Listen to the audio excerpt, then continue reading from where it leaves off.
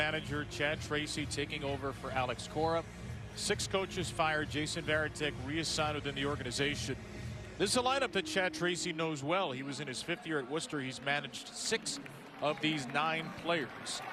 The three new ones for him, Contreras, Durbin, and Monasterio, had huge games yesterday, combining to drive in 12. Yeah, the bottom of the lineup really was a problem for Trevor Rogers.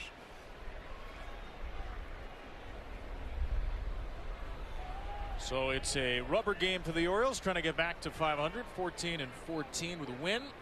And there's the drone's eye view of Camden Yards from atop the warehouse. Great crowd on this Little League day. And away we go. Bradish to Jarren Duran on a Sunday. And Duran, his first pitch swinging on the ground to Pete Alonso. A pitch and an out for KB. I'll take a look at the defense. That was pretty nice right there. 1 pitch, 1 out. Ward, Beavers, O'Neill. That is your outfield for the Orioles. Alexander, Henderson, Jackson, Alonso. Basayo doing the catching.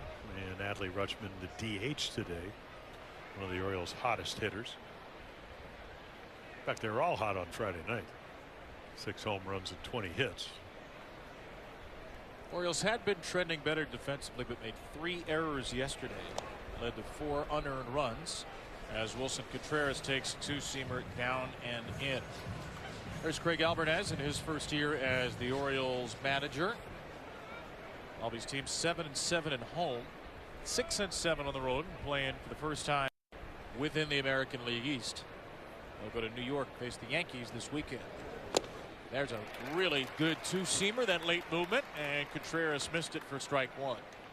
Yeah, righties come in at over 400 against Kyle Bradish. And I guess my theory is when you're facing righties, you see, first thing you see is the hitter. When lefties, first thing you see is the glove. There's a slider which is guided out of play toward third. Yeah, if you're Kyle Bradish, of course, you know, they game plan this really over the last couple of days. But if you watch the Friday game, and Brandon Young pitched very well early. They got him a lot of runs. He went into the 6th inning. Contreras had a lot of problems with the slider. And what does Bradish do as well as anybody? Throw it. He'll throw it on 1-2. It's down and away. 2-2 for Contreras. 2 for 8 in the series. A home run, 5 RBIs, a walk, and 5 strikeouts. The home run was a 3-run shot in the 9th yesterday against position player Weston Wilson. It was a 7-1 game going into the 9th. The Red Sox scored 6 off of Keegan Aiken, pushed to a 2nd inning at his return to the big leagues, and then 4 off of Wilson. Contreras with a late swing fouls away a 2-seamer at 96. Boston is now up to 20th in the majors, 4.1 runs per game. They came into the series 26th, and they've gone from last to 28th in slugging percentage because of the 17-run, 17-hit onslaught last afternoon. 2-2 curveball is spiked, and it's 3-2. Yeah, that's one of the problems. You know, again, to me, the 2-2 pitch is so critical. You throw a strike, you usually got a pretty good chance of getting the hitter out. You throw a ball, now it's 3-2. Don't want to walk Contreras. He'll probably get a better pitch to hit. He does, and he grounds it to second. Jeremiah Jackson makes the routine play. Yeah, the big difference. And Kevin, of course, you know, we were all here when Kyle Bradish did not have a 2-seamer, and that's what Contreras bounced the second on, and it gives him really the arm side of home plate. He was really much better to the glove side, which is away to righties, into lefties, and now all of a sudden he can throw to both sides. And then, as we mentioned, one of the better curveballs and sliders in the major leagues. Here's Roman Anthony's first appearance in the series, and Anthony takes a fastball well inside. They are very happy to have Roman Anthony back. The last 4 games with upper back spasms. Anthony, at just 21 years old, is maybe the player of the future for Boston. Signed a 9-year extension last year with a team option through 2034. That contract will run. And he's off to a slow start, but last year Anthony had a .396 on base percentage, slugged .463, and in just 71 games did enough to be the 3rd place finisher for American League Rookie of the Year. Yeah, slow start. What, 6 for 47 and still ended up hitting .292. Kind of a Nick Markakis. That's the way Nick started. Of course, Nick played the entire year. He's a big kid. I met him yesterday underneath where he was going over to the batting cage. So that back injury was really kind of up by the upper part of his shoulders into his neck. But you're right about the face of the Red Sox. And a period where they've lost a few potential faces of the Red Sox over the last several years. Go back to the Mookie Betts deal. Xander Bogaerts left as a free agent. Rafael Devers traded last year. Alex Bregman 1 year and done. And now the manager, Alex Cora, fired last night. 21-year-old Roman Anthony has a lot on his shoulders. He takes ball 2.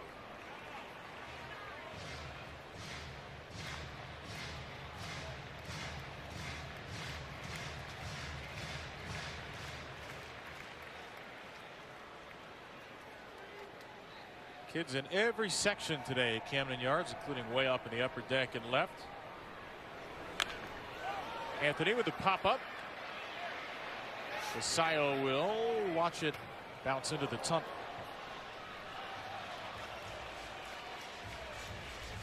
Now the Orioles staff ERA jumped to 16th from 12th after yesterday's 17-run affair. 430 now, squarely middle of the pack. Little better than average their walk rate, a little worse than average strikeout rate and home run rate. Try to do some work to overcome the damage from that 10th inning or 9th inning statistically yesterday. That's been a solid start for the staff as Bradish misses, and really the bullpen's been the strength. Starting rotation still has yet to fully get going with Rogers, Bradish, Shane Baz, and Chris Bassett all off to up and down starts. And then Dean Kramer, sent to the minors because of roster problems, comes back. And then he's got a quad problem, so he is not available. Breaking ball is down and in, so Anthony with a hard-earned walk in his return to the lineup is the game's first base runner. Yeah, you got to have a pretty good eye to take that curveball. Not too many 21-year-old kids take it. I mean, it's almost like the perfect hook. Probably ended up a little bit inside. That's why Basayo did not challenge it. A wise decision not to burn one.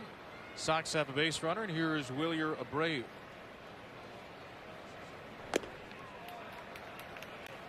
Well, 4 batters and only 1 first pitch strike, the first of the game for Kyle, and that is the bugaboo for him. You mentioned it in the pregame show. Has to get ahead. The lowest first pitch strike rate in the majors this season, just a hair over 50%. And his last start at Kansas City, 14 out of 27 first pitch strikes. Well, this is my point about when he first came up. He really good stuff. Hadn't really learned to pitch yet, so the pitch count was up in the 18s. Then it drops a little bit over 15. And if that's the case, you can go a lot deeper in the game. 1-0 for Abreu is a backdoor slider. Well, Wilyer Abreu may be their best player. I mean, he's certainly their best defensive outfielder. Won a couple of Gold Gloves. He's had a really nice series. 4 for 10. He's doubled and homered. Only 1 strikeout. On 2-1. Abreu takes a curveball low. Now, the inability to throw that curveball for a strike. It's a pitch that he very, very infrequently threw for a strike in Kansas City. 3-1 to Abreu with Anthony at first. And a high drive from Wilyer Abreu into right center field. Dylan Beavers will flag it down. Yeah, home run swing and just a long out. Orioles coming up.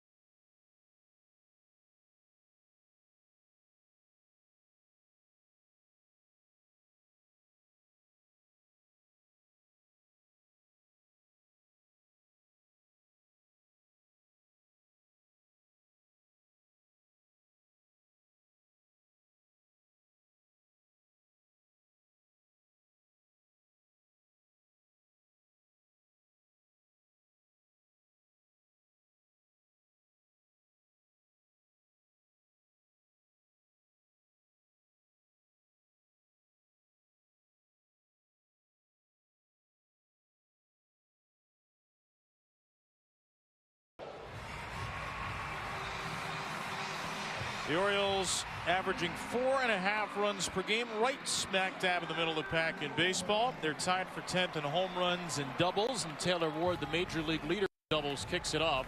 We'll see 3 lefties in there: Henderson, Basayo, and Beavers, against one of the Red Sox young left-handed stars in the making, Connolly Early. Yeah, he has really pitched well. They don't score a lot of runs for him. That's why the record's 1-1. Out of the University of Virginia, 24 years old, 6'3" and 195. Not a hard thrower, Jim, but a 6-pitch mix, a good strike thrower. He's off to a terrific start as he misses down and into Taylor. Yeah, he's got Ward. 6 pitches. And Ward hits one of them to left. Durant was very deep and scurries in to make the catch. Now take a look, and he's got an assortment of them. And once again, StatCast powered by 3D, Google Cloud. So there you go. 4-seamer, changeup, sinker, curveball, slider, and sweeper. And once again, he's been pitching well. They just do not score runs when he pitches. Pitching well and pitching well on the road in particular. 2-seamer is up and in to Henderson. Gunnar was 3 for 5 with a home run against the Red Sox to open the series Friday. Brian Bayo started against Garrett Crochet yesterday, and then a final at bat off of Danny Coulomb, all lefties. He was 0 for 4 and struck out 3 times. Yeah, only hitting 179 against lefties, but 2 of his 8 home runs against the lefties. Crochet was magnificent yesterday, striking out 7, walking 2 in a 6-inning shutout performance. Set up the Red Sox bullpen in good shape for this finale. Orioles do have Ryan Helsley back from the family medical emergency list, so great to have Ryan back with the team. Orioles have their leverage relievers pretty well fresh. 1-2. Henderson with a pop-up out of play. Gunner's at 200 right now, only a 273 on base percentage. The slug is very good with the 8 home runs, but the on base percentage is a lot lower than his career norm. Here's Early's 1-2 again, and Henderson bounces it to Wilson Contreras. Gunner will hustle down the line, but Early beats him there.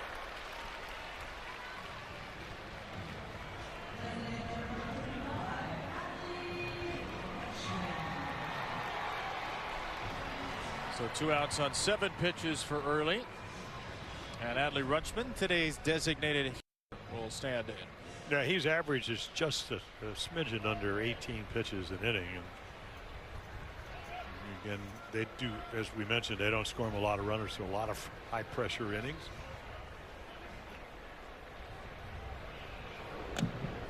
Up high to Rutschman for ball 1. 4 for 9 series for Adley, who had 2 homers, 6 RBIs on Friday in a monstrous game. Caught the first 2 games of the series. At .340 through his first 13 games.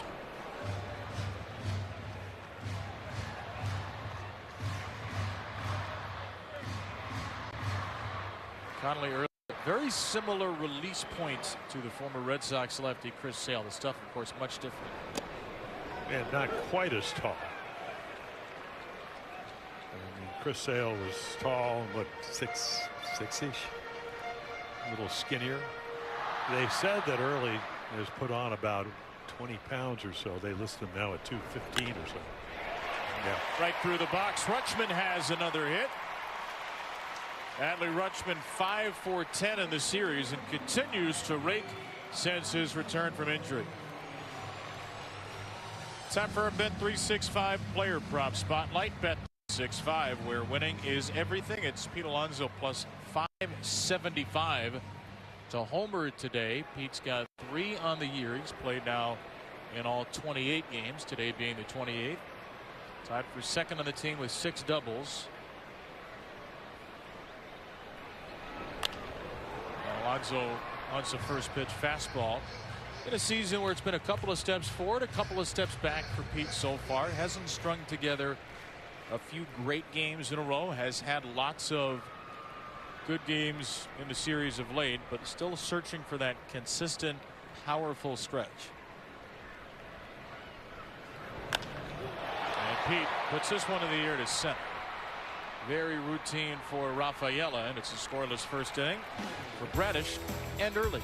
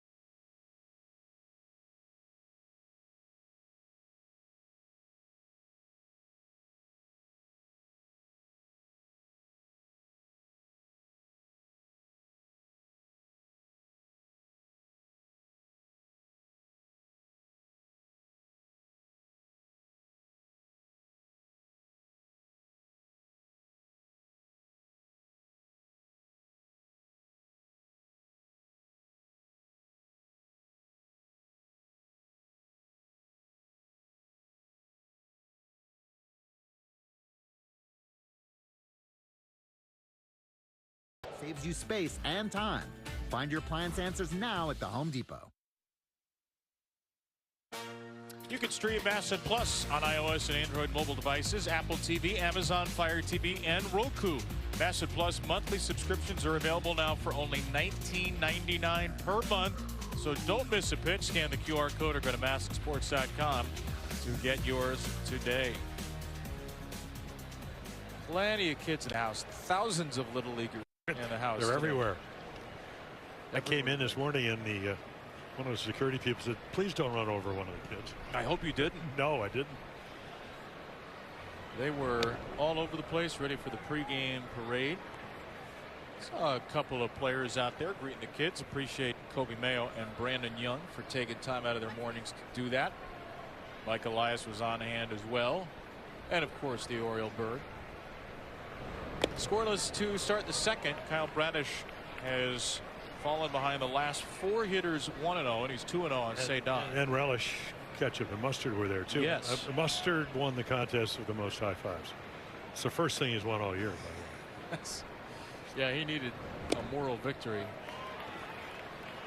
The hot dog race standings: Ketchup 7, Relish 7, Mustard, Goose Egg. Well, not enough sugar in Mustard. You know, seriously. More sugar and ketchup and relish, and short spurts, it works for him, apparently. Should have known our crew would have the standings up to date. Here's a 3-0 swing by Rafaela. Ward gets turned around, and that ball bounced off of the wall and stayed in play just barely for a Rafaela double. Ended up to the left of where Ward was playing at the deeper part of the wall, and Cedon Rafaela has his fourth hit of the series. Well, he's hitting 3-0, so Chad Tracy very aggressive, and of course what's he do? He gets a fastball down the middle, and right here the wind changes, he slips right there, and luckily the ball at least off the wall. Now in the old park, or at least the old dimensions, that's long gone. It's gusting today. Yeah. You can tell with the flags. Now, StatCast tells us the Wilyer Abreu ball was not terribly wind impacted, which is surprising to us because it sure seemed gone off the bat. Well, the wind wasn't blowing like it is now. Yes. Even though it seemed to knock the ball down. Feels like a tricky day for outfielders. We just saw it. Bradish over to second. Oh, they nearly had Rafaela on a back pick. Cursory check here. Donnie Ecker says play on. Oriole bench coach talking to the replay review room. This is Donnie's baby, controlling the run game. Well, really trying to just cut down on the lead. Rafaela with good speed. Doesn't steal a lot of bases. He's 0 for 3 as a matter of fact. Marcelo Meyer gets under one to right. Let's see if Rafaela tries to tag with nobody out. On the big arm of O'Neill, Tyler to third. It's a little bit high, but Rafaela is called out for being off the base. Blaze Alexander got the tag on. Yeah, they're going to challenge this, I believe. Welcome to the big leagues, Chad Tracy. He's waiting for his brand new replay review team to give him an answer, and he will say play on. Rafaela is out, and it's a double play. Well, strong but high throw. Watch this ball. It kind of balloons a little bit. Once again, Blaze Alexander, very athletic defender. So to come off, sustain the tag. Oh, you're out. Left foot goes off, right foot eventually comes on, but not before he's tagged out. Huge play. How about the front flip from Tyler O'Neill? I believe that's called the janitor throw from the outfield. And I mean, he literally flipped over. This is a guy who had a concussion 2 weeks ago, who just went head over heels and fired a howitzer 92 miles per hour from right to get Rafaela. So the base is vacant for Caleb Durbin. And he takes ball one. Well, the little things, you know, I mean, the Red Sox, they are 10-17. Take a look right here. This is what you're talking about. Oh, very athletic. A clean landing there, right on the knee. I was worried he was going to hit his head again, genuinely. And you wonder why he gets hurt a little bit. Man, oh man. How do you practice that? His arm strength is next level. Tyler O'Neill. Obviously, he's had a little bit of trouble moving in the outfield the last couple of years, all the injuries, but he can still throw it with anybody in the game. Yeah, he did win 2 Gold Gloves for the Cardinals. Durbin with a little half swing back to a leaping Bradish. Quite feats of athleticism. Everybody's on the move. Everybody's on the run here in the second.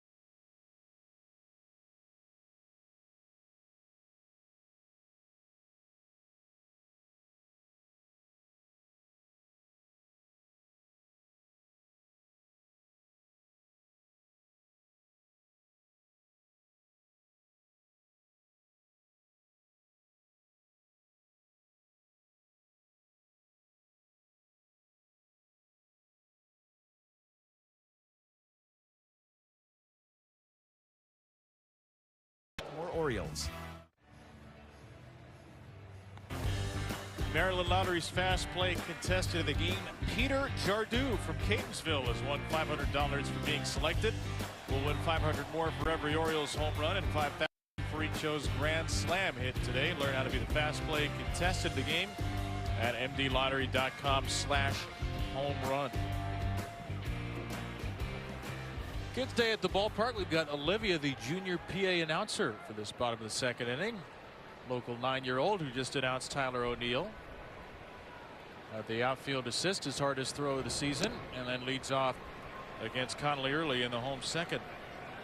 So 2 outfield assists for O'Neill, who is looking for home run number 2 at some point soon. And Tyler gets under it. Out to Duran in left. So that's 3 flyouts already. So some balls that have been hit hard straight up in the air against Connolly early. Yeah. We call those fly balls, Kevin. Cans of corn. No, he made a great pitch to get Alonso out. Just got it in enough, and like you said, I mean, he, sinkers around 91 or whatever, very effective. Fastball, he get up to 93, 94. Just saw the hook. But if you just pitch right around the letters and you hit the bottom of the ball, most of the time that's what you're going to do. You're going to hit pop-ups. Fly balls, routine fly balls. Semo Basayo, back-to-back breaking balls. It's 0-2. Early not terribly far from here. Midlothian, Virginia. Richmond suburbs. He went to West Point for the first 2 years before we went to Virginia. Basayo. Oh, yeah. How good have his at-bats been the past week? Not just his pull side power. He's been hitting so many balls the other way. And he gets a third straight breaking ball. And he slices to left for a base hit. So let's see. We're playing the Red Sox. Maybe a little Wade Boggs. Or maybe Yaz. Okay, that's the magic wand right there. How crazy does that drive you as a pitcher? Well, it's not a home run. That's the good True. news. And he doesn't run well. He runs pretty. Can't say this. The late Tim McCarver. Every time I'd say it, I get a text when I'd say runs well for a catcher. It says I hate that phrase because he did lead the National League in triples one year. Well, he ran amazingly fast for a catcher. But Basayo, he runs hard. We have a couple of crash landings a second on Friday night, but that's just good hitting. But to my point, you'll give up a single to a guy that can drive the ball out of the ballpark, and then you learn something. That's an information pitch. Jeremiah Jackson, 1 for 8 in the series, has put the ball on the ground 5 times. Well, if he puts it on the ground to second base, because the second baseman is playing behind second base, it will be a base hit. Marcelo Myers shaded about as far as you can be up the middle. Jackson's over the top of a curveball.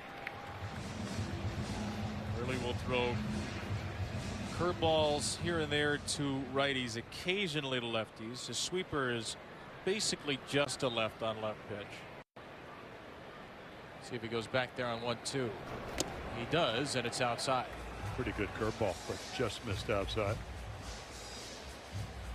Not a big swing and miss pitch typically. The slider and the sweeper and the changeup are the big swing and miss pitches for Early.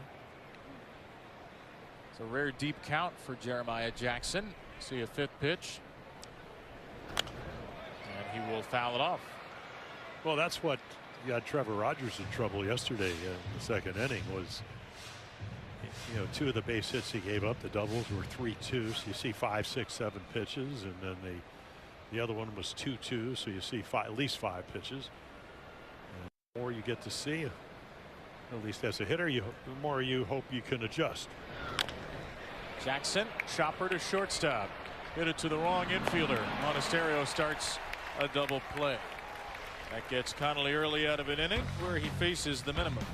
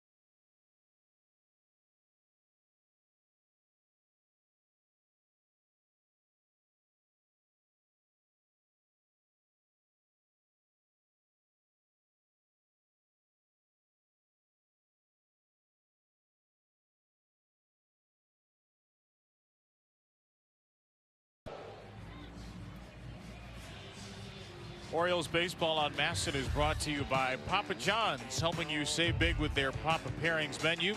Order 2 or more items for only $6.99. Better ingredients, better pizza. Papa John's. And by American Standard Air. Find your local independent American Standard Air dealer at MidAtlanticComfort.com.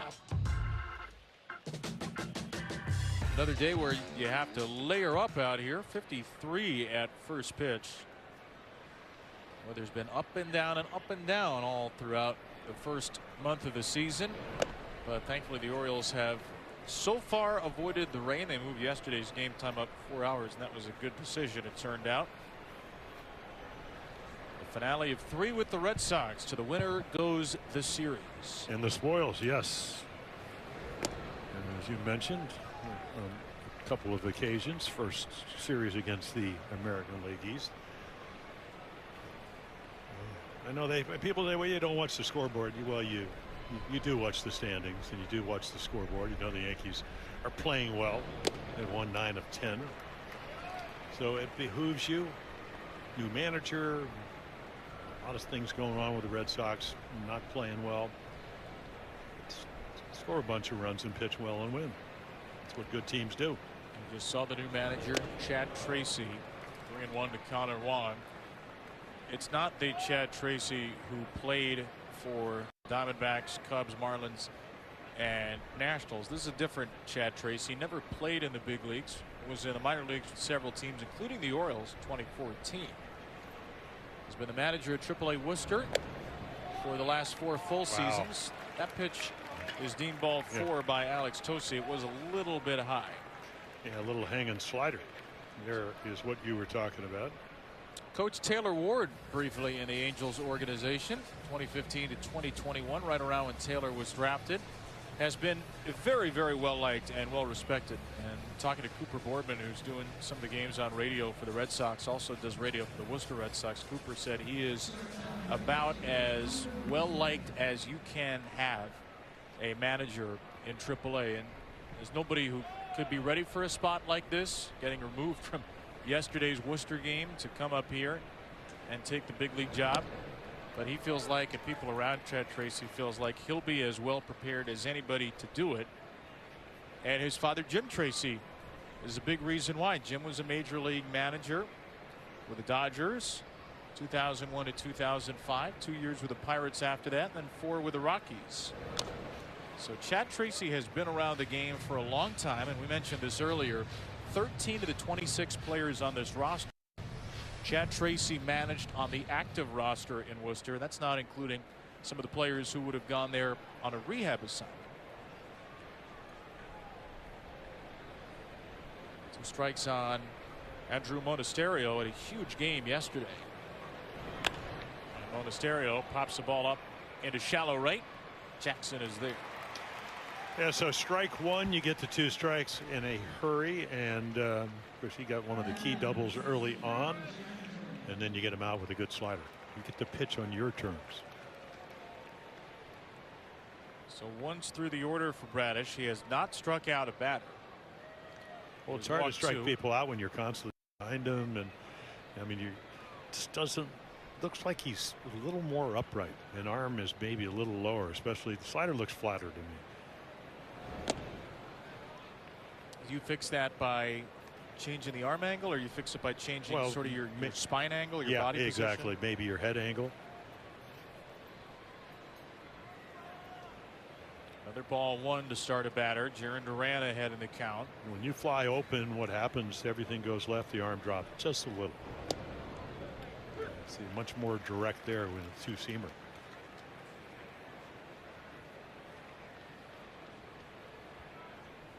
Bradish does have one of the more over-the-top starting pitcher deliveries in baseball.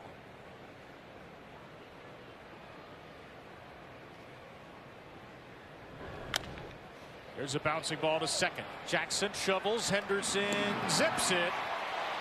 And the call at first is safe as Duran beats out a potential double play. Yeah, but one of the faster guys in the big leagues, so there are no such things as routine double plays unless it's probably a hopper right over the second base with a shortstop catches. Very close, but he beats it.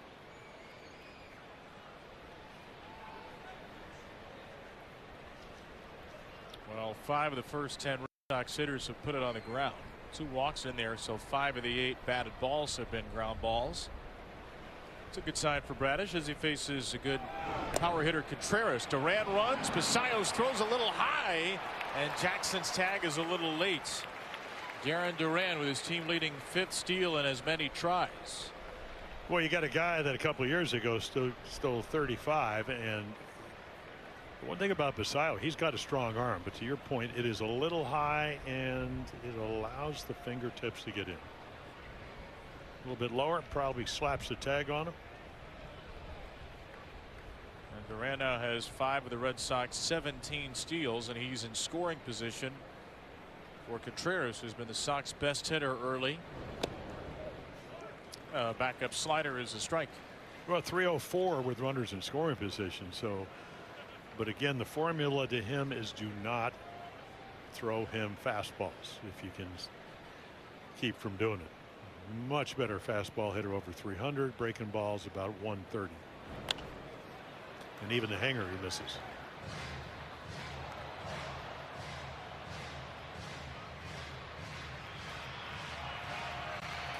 Well, if he stays, he's going to hit 20 home runs. I mean, he does it, what, did it 5 of the last 6 years? A 3-time All-Star, all with the Cubs, the last 3 years with St. Louis. Traded to Boston this offseason as he somehow flicks away a sinker on his knuckles. Exactly. In between the hands. It was so far inside. Hunter Dobbins and a couple of minor leaguers went to St. Louis in the deal for Contreras. The Cardinals, who were thought to be in a rebuilding, reloading mode, actually played pretty well, 14 and 12 on the year, though they've lost 3 straight. Fastball all the way again.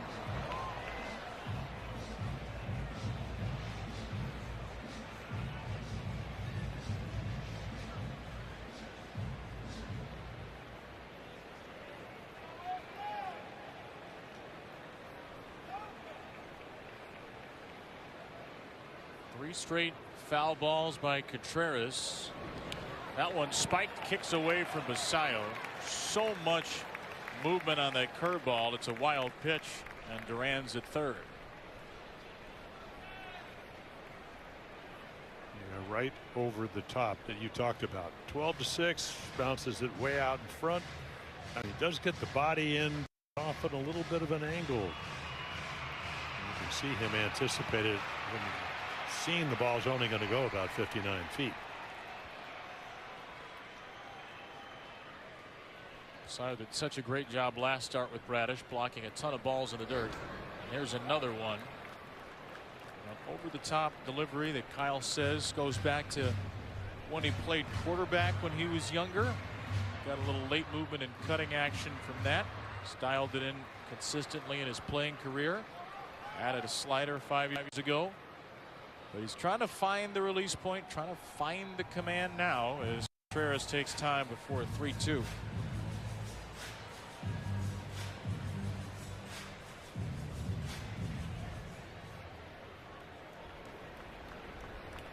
Season where his walks have shot up early. 2 walks today. Duran at third, trying to be the game's first run. And Contreras will take a third walk against Bradish. Yeah, just falling off to the left, so he kind of pulls the slider. Saw him pull the fastball, the 2-seamer.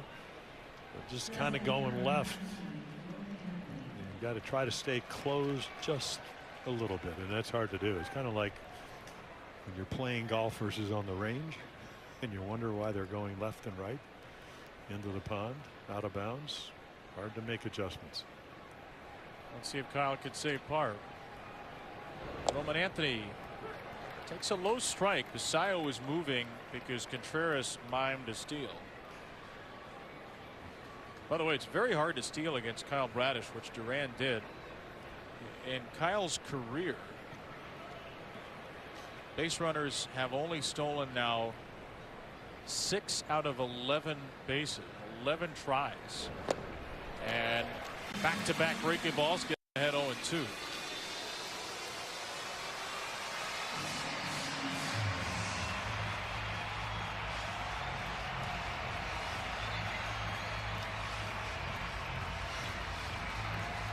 Anthony walked on 7 pitches his first time.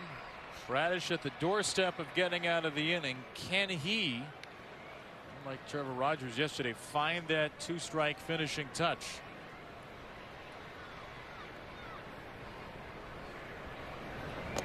Not there.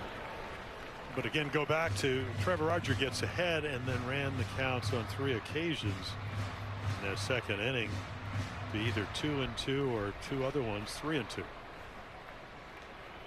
So try to finish him off early, and it's hard to do that when you don't throw strikes. Sox had 6 2-strike hits yesterday. 1-2 here. Swing and a miss. The first punch out for Bradish gets him out of a jam in the 3rd. And not only out of the inning, but the best slider ball he throws all afternoon.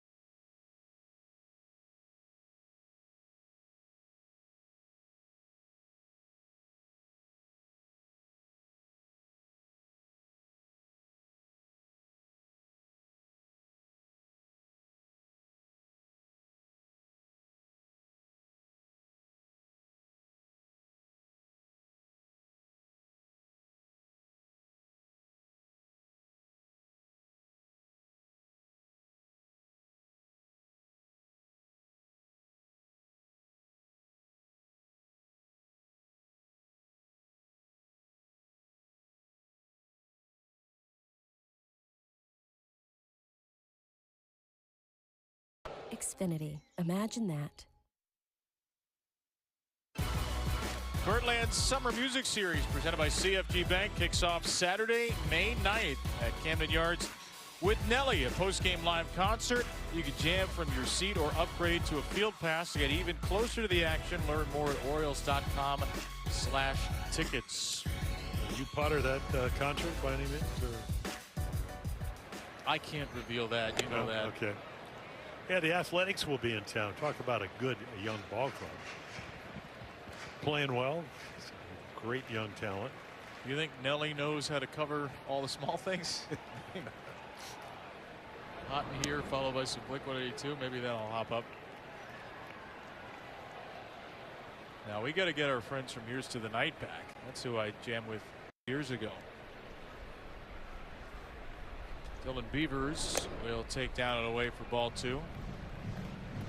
Well, Dylan's done a nice job. He hangs in there. You wonder why he's playing against the lefty. Well, 4 for 8 against left-handed pitching this year. And a brilliant Friday night. First inning homer, part of a 3 for 5 game. Back-to-back lefty starters here. The Astros starter on Tuesday is TBA, then a couple righties, Peter Lambert, Lance McCullers. For that series starting Tuesday after an off day tomorrow. 3-1 to Beavers, fouled away. Let's check out the release point for Kelly Early. We mentioned earlier kind of a similar release point to Chris Sale. Well, the horizontal release point is actually right behind Sale, the 3rd furthest out of any left-handed pitcher. Jacob Lopez of the A's had it. And Beavers knocks one out of play. Well, that's kind of the arm off the ground, right? Is that what we're talking about? Because the difference with Sale is Sale's taller, and he also steps across his body a little bit. So it's almost like if you're left-handed, he's throwing from behind you. And the 3rd closest to the first base bat, essentially, as Beavers pops one up right to the first base bag. And Contreras makes the play.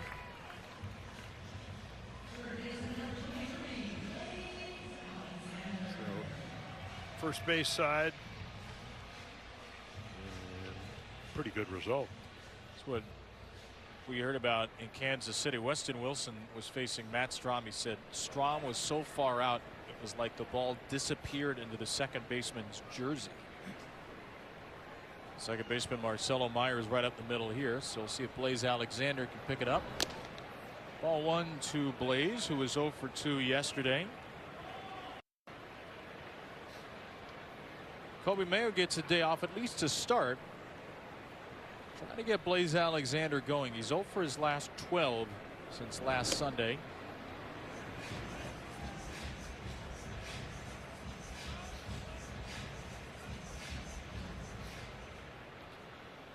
So that's why Mayo's not playing.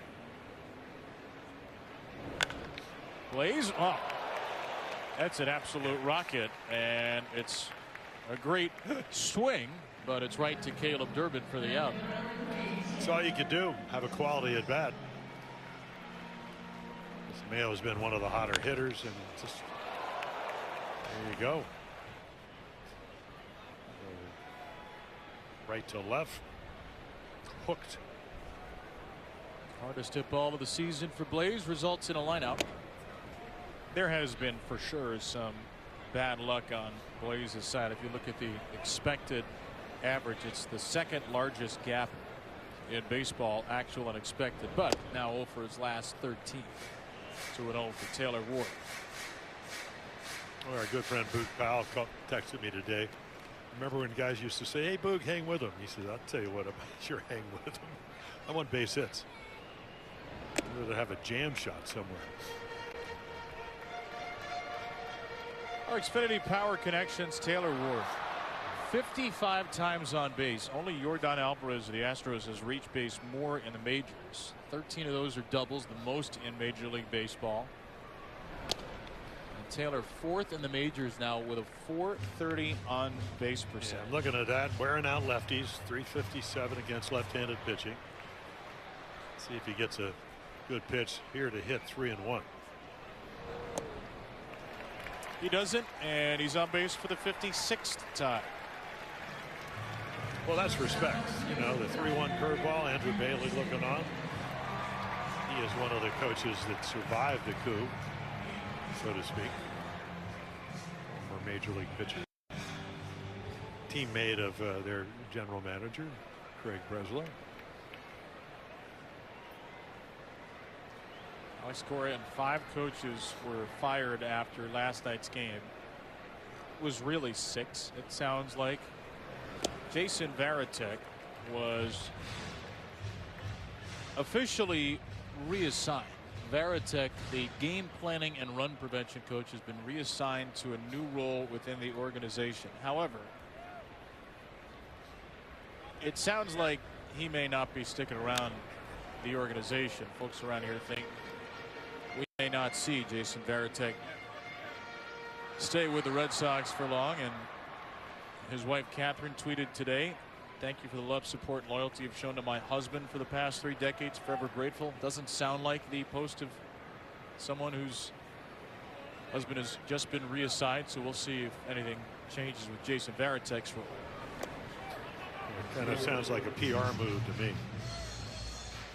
And it was made clear today by Sam Kennedy, the president, CEO of the Red Sox, that this was Craig Breslow's decision and recommendation. Said they made the decision yesterday morning. John Henry, the Red Sox owner, with the team as well, was there last night to meet with Alex Cora. He's here today but did not address the media. Strike 3 to Gunnar at 95. What a pitch that was. 95, little extra on the corner. Nothing after 2.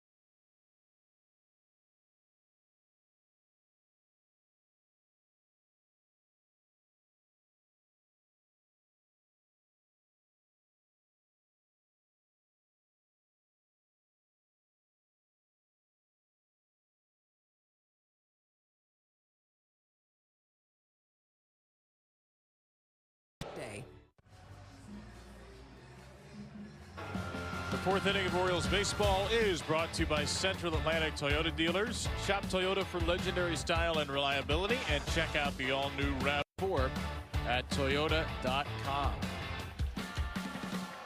Best view of the house right there, right up on the shoulders. Big Kids Day at the ballpark on another Family Sunday. Every Sunday home game this year, a Family Sunday at the Yard. And the Orioles and Red Sox scoreless in this one through 3. First pitch ball to Wilyer Abreu from Kyle Bradish, who again has had to dance around some traffic. 3 walks and a hit, but nothing across for Bradish, who gave up 10 hits, 3 walks, 13 base runners in 5 1/3 Monday at Kansas City, but only allowed 1 run on a Jack Caglione solo homer. Yeah, the only base hit is the double, or at least extra base hit, on a 3-0 pitch by Rafaela. Strike to ball ratio pretty close to 1-to-1 again. So that's outside to Abreu. So for the Orioles' top 2 starters right now, Jim, the problems at least are obvious. Whether that makes it worse or not, to try to identify the solutions. Trevor Rogers having a lot of trouble finishing off batters with 2 strikes. We noted that the last few games. And then Kyle Bradish falling behind early in counts. Walks have been up. How much of that is just some early season stuff for you, 5 starts in? That's a good question. You don't pitch a lot of innings in spring training anymore.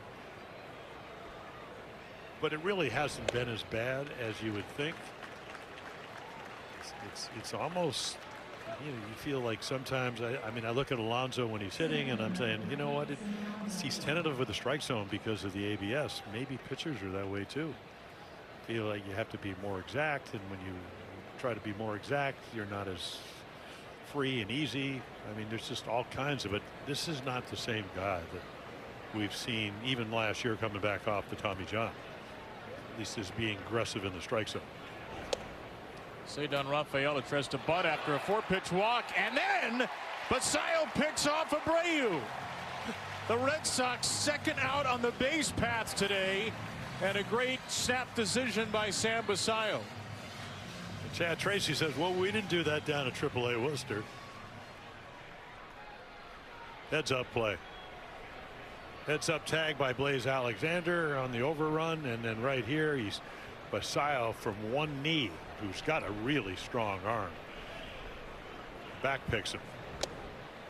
So the Orioles have been trying to backpick all year between Basallo and Rutschman. They finally get a catcher pickoff.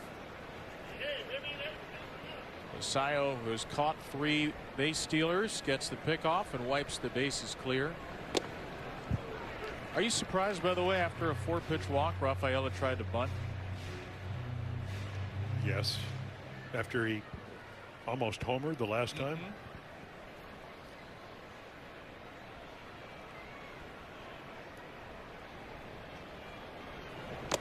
And then he strikes out. They're really good sinkers.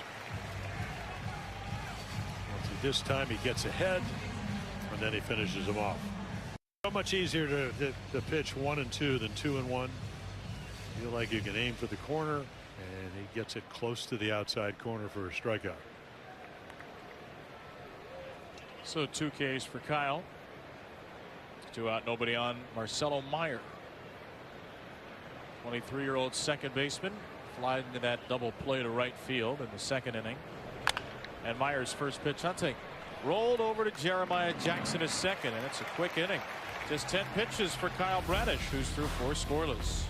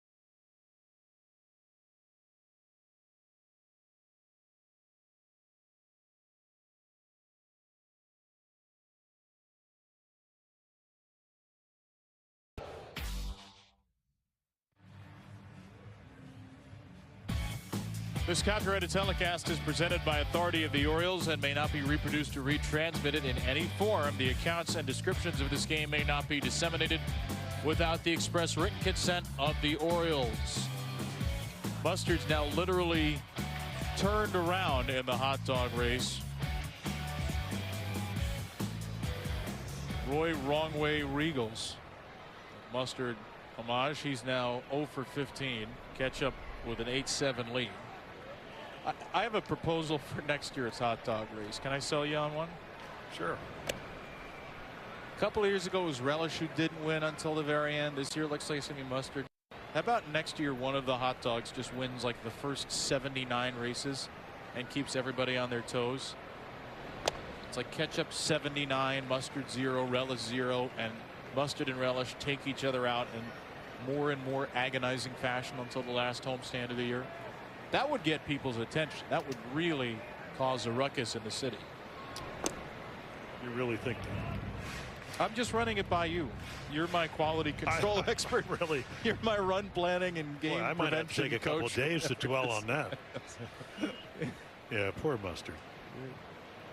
You're my hot dog quality control director of strategist. Strike to Adley Rutschman, 2-2. Connolly Early has been wonderful. Yeah. Well, that's kind of what he's supposed to do. Amazing. I mean, pitched in the playoffs last year in his first, I mean, came up the last month. He throws strikes. He's left-handed. Check out that sinker at 94. And he's, there are a lot of all the left-handers I pitched with that were really good, whether it was Steve Barber, the first 20-game winner, and then you had Dave McNally, who won 24 years in a row, or Flanagan or McGregor. A lot of those guys, they change speeds, they add and subtract, and they wear out the strike zone. And they have 2-3 different ways to get you out. This is Early's 11th career start, including Game 3 of the Wild Card Series. He's allowed 2 earned runs or less in 8 of those starts. The Yankees in the Wild Card Series last year got 3 earned runs off him, and then Tuesday against the Yankees they scored 3 earned off him at 5 1/3. That's it. So he's been amazingly consistent early on in his career. 11 strikeouts in his Red Sox debut, tied a record for strikeouts in a Red Sox rookie debut. Long battle with Adley here, who's fouled away 3 2-strike pitches in a row. That one had some odd spin right back at Early, who has time to recover. Yeah, and he does it under control because he knows who's running. Not that Adley doesn't run well, because he does. No panic. It's hard to time sometimes. Ball's right back at you. It was off the end of the bat, so not hit particularly hard. Hard to tell that, though, when you're laying about 54 feet from home plate. Pete Alonso with 1 away. Early has retired all 4 leadoff hitters. And like Kyle Bradish, he's had a hard time throwing first pitch strikes. He's only 4 for 13. Ground ball to short from Pete. Monasterio's throw in plenty of time. Tyler O'Neill will bat. Here's what he did in the field in the 2nd inning. In the StatCast world, watch the Tyler O'Neill avatar. And then Ceddanne Rafaela had the bag in between his legs for just a hair. Blaze Alexander put the tag on. Andy Fletcher called him out, and out he stayed. Red Sox did not challenge, so 2 outfield assists for T.O. on the year.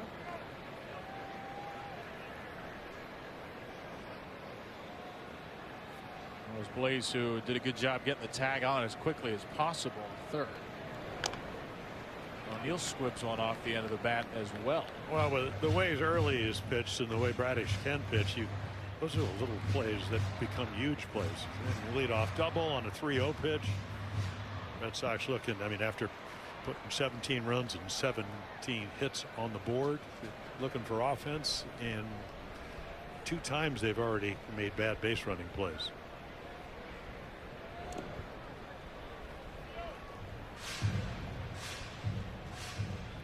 Saw Marcelo Meyer make a huge base running error in the 9th inning Friday night as well. They have not run the bases well this year, the Red Sox. They've been sloppy. Part of the reason why Alex Cora was fired yesterday, along with 5 other coaches, plus Jason Varitek reassigned. O'Neill could not hold it, and he is called out on the swing by Alex Tosi. That ends the inning. So 4 scoreless for Bradish and Early both. A little Sunday pitchers duel.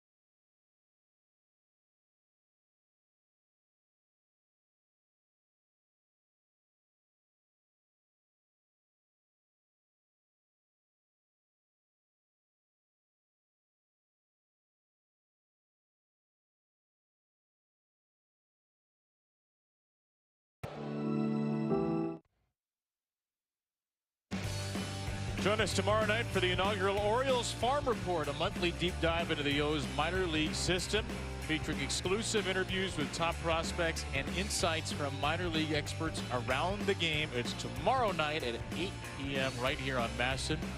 Here's Trey Gibson. Some farm news. Trey Gibson was removed as a precaution from Norfolk's game after taking a comebacker off his left leg. Hopefully it will only end up being a precautionary move. About a 91-mile-per-hour line drive off the leg. Gibson, the consensus top pitching prospect in the system, and Brendan Mortensen, who along with Andy Clapp will host the show. Talked to Brendan today. He said they will be featuring interviews with the Orioles' top 2 consensus hitting prospects on the show tomorrow, Nate George and Ike Irish. So looking forward to seeing that. The Orioles are off, but you could still get your organizational fix tomorrow night at 8 o'clock. Kyle Bradish, 4 innings of 4 walk, 2 strikeout ball, but only 1 hit. A Rafaela double in the second, and no runs. Big swing right there. Durbin with a home run off of Weston Wilson, an infielder, outfielder. But he got a key double early in the game. I mean, came in hitting what, 146. Actually, that was a little bit higher than that. Took a high fastball off the right center field wall. Punch towards short. Henderson on a hop. Can't get to his feet. It'll be an infield hit, and the Red Sox have the leadoff man on for a 4th consecutive inning.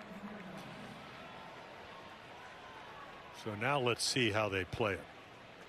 Wong, who's had broken hand last year, broken finger, wrist problems, and Gunnar makes a great effort, catches it, seeing the web, and can't keep a handle on it. Durbin runs pretty well anyway. I can't imagine he's going to throw him out. Flicked foul by Connor Wong.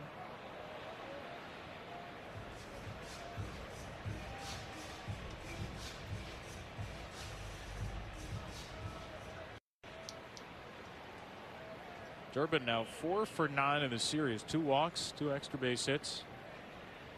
Really been struggling coming in. There he goes. Basayo's throw sails into center, and it's backed up quickly enough by Beavers to hold Durbin.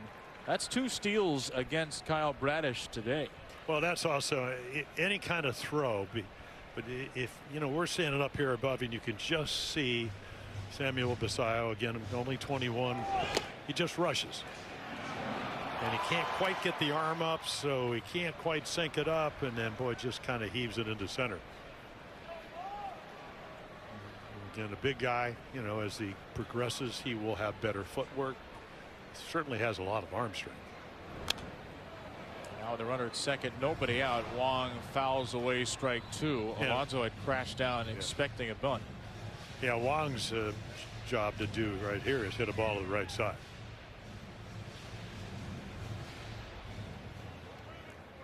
Bradish, by the way, had never allowed more than 3 stolen bases in 1 season. He's allowed 2 steals in this game. Duran and Durbin. Wong hits one to the left side. And there's a critical first out. Join us at the Yard Friday, May 8th to cheer on the Orioles against the A's. Mentioned that weekend, the Nelly postgame concert Saturday. Well, Friday is Tupac bobblehead night. The first 20,000 fans, or 20,000 fans, including Birdland members, can score a Tupac bobblehead. You can go to Orioles.com/memberships to sign up for a Birdland membership, which features guaranteed gate giveaways. And go to Orioles.com/tickets to get your set for that Friday night. Tupac bobblehead gone, but not forgotten from our booth. Apparently he went missing. Yep. Mark Fine, who snuck in and stole Tupac yesterday, sent me a note that his desk this morning, Tupac was gone, and there was a note that said, "I get around," from a mysterious thief. Wasn't me. Was it you? Yeah, but wasn't it one of his big songs, I Get Around? No, that's the Beach Boys. Well, that too. No. Yes, that is a Tupac song. Yeah. Not a cover. Though Tupac covering the Beach Boys would have been a sight to behold, a sound to behold. Yeah, but do you think Brian Wilson has a bobblehead? Probably not. There's everything else. Probably the former Giants closer Brian Wilson has a bobblehead. Yeah.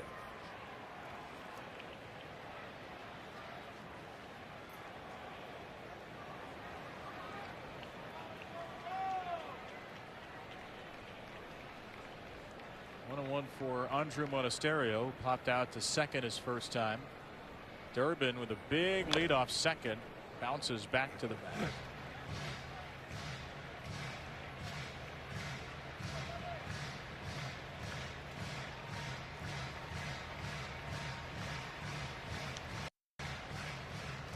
Another look at Chad Tracy. What a strange day this must be for him. Was managing Worcester yesterday, even though reportedly John Henry, Sam Kennedy, and Craig Breslow, the Red Sox, had made the decision before the game to fire Alex Cora. Tracy started managing the Worcester game and then left. And the Double-A manager, Portland Sea Dogs, Chad Epperson, is also a part of this new staff. He's the new third base coach, replacing Kyle Hudson. Sort of unclear why Kyle Hudson was let go, third base coach, and you mentioned work with the outfielders. So the AAA and AA managers in the system are here. Still 2-2. Colin Hetzler, the new hitting coach, was the AAA Worcester hitting coach, had been the Mets AAA hitting coach for a couple of years. Big Driveline affiliated coach. And the rest of the staff to be determined. The Red Sox let go all 3 of their hitting coaches and only brought in 1 at the moment. Up the middle, there's a base hit for Monasterio. And that'll give the Red Sox the lead on this Sunday. What a series for this young man. 5 RBIs now, and Boston breaks down Bradish in the 5th.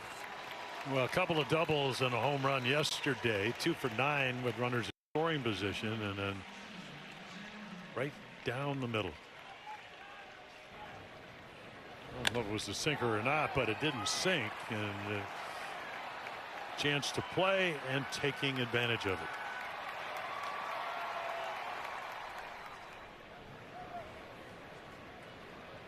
We'll see how much longer Greg Alvarez goes without warming up a reliever. Only 78 pitches, but it's the third time through now. And Durant grounds one to Henderson at second. He only gets one. A hard shot that looked like it hopped off of the mound. So Durant grounds into his second fielder's choice, and he is 0 for 3 as he replaces Monasterio at first.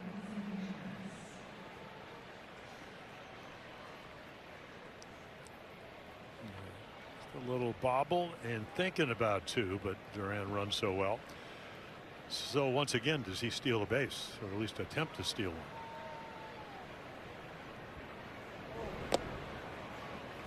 Well, this is the first time in Kyle Bradish's career, which is now 73 starts deep, he's allowed 2 steals in the same game.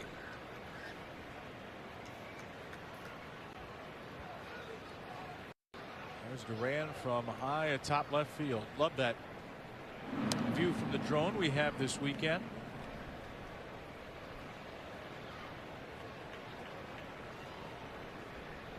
There it is. Greg St. Clair, our wonderful drone operator this weekend. Back over the netting by Contreras. Goes down to little Adrian Beltran. One knee.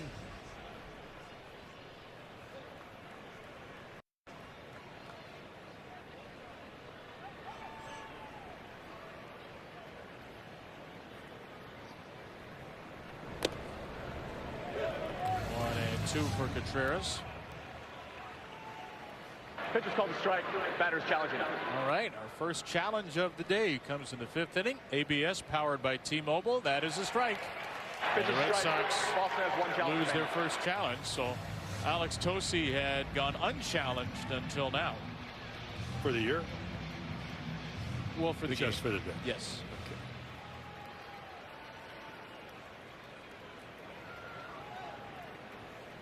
And it stays 1-2 on Contreras.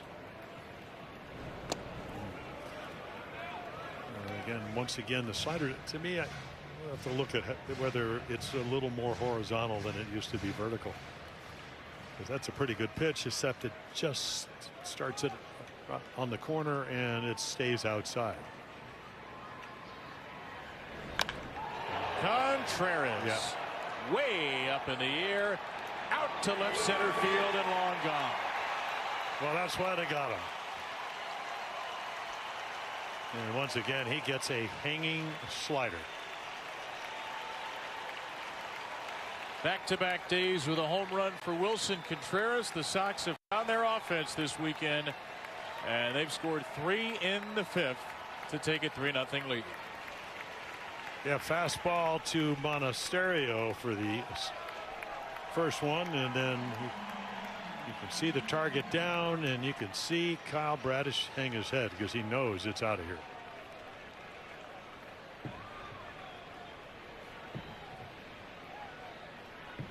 He never saw it land, and he didn't need to.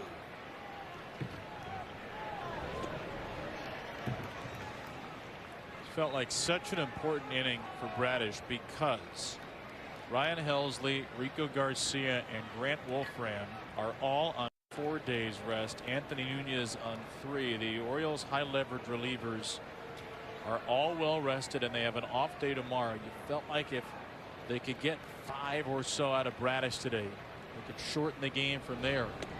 And they may still get 5 from Bradish, but now they are trailing by 3. And the Red Sox leverage relievers, Aroldis Chapman and Garrett Whitlock, are extremely well rested, as now Grant Wolfram starts to throw.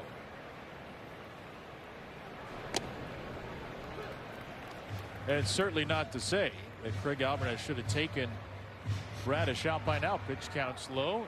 He's one of your aces. You got to roll with him at this point in the game, but it's a damaging inning after he had navigated through 4. Strikes out Anthony, but the Red Sox strike. They get 3.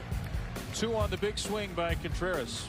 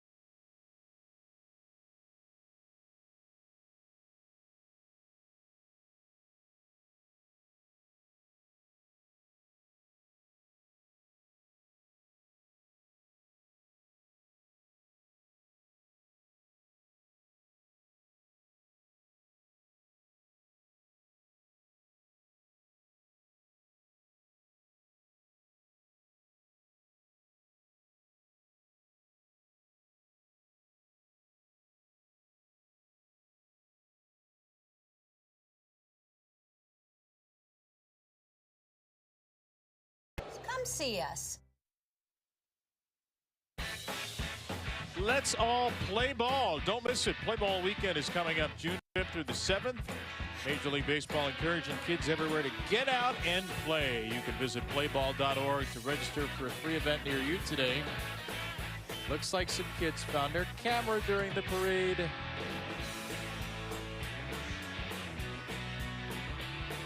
A lot of kids found their camera during the parade.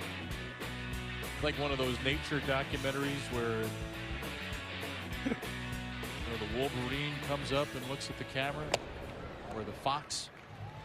Not the snow leopard. Those are very elusive creatures. Wilson Contreras 2-run home run. It's 3-0 for Connolly early, which has looked like a pretty low stress game for him. Yeah, well, he's been really good. 2 singles and a walk allowed. The Orioles have not put a runner at second base today. That might be about to change. Samuel Basallo's getting it to every base. Boy, does he make it look easy when he makes contact, because he's so strong. He just wrapped the bat head down. And that's what lefties do on low fastballs. Big Sam will touch them all. His best week in the big leagues continues with some thunder down the line. The O's are on the board on Basallo's 5th. Like a 9-iron.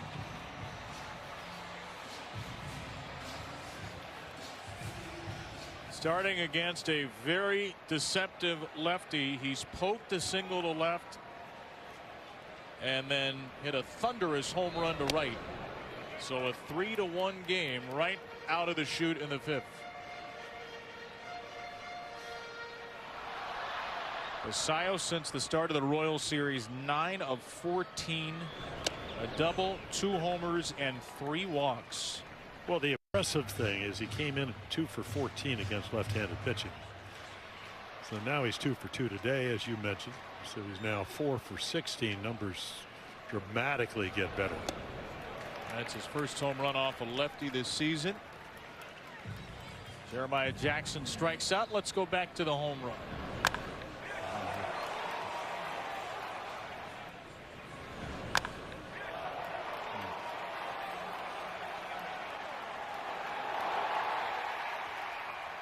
"21 years old.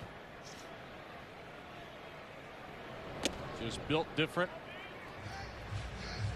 Has built himself differently. Samuel Basallo.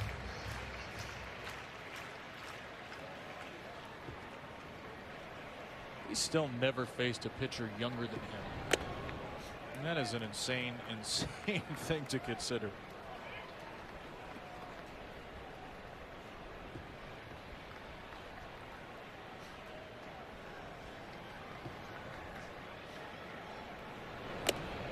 A little high to Dylan Beavers. Yeah, one thing Dylan does, he knows what he wants to hit. How many young hitters, or at least hitters in their first full year in the big leagues, take that pitch? They're usually hacking.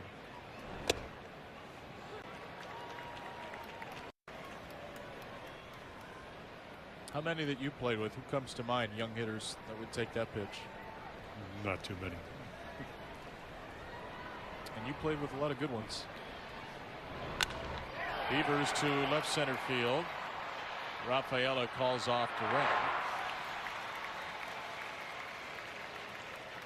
So 2 outs after the leadoff home run for Basayo.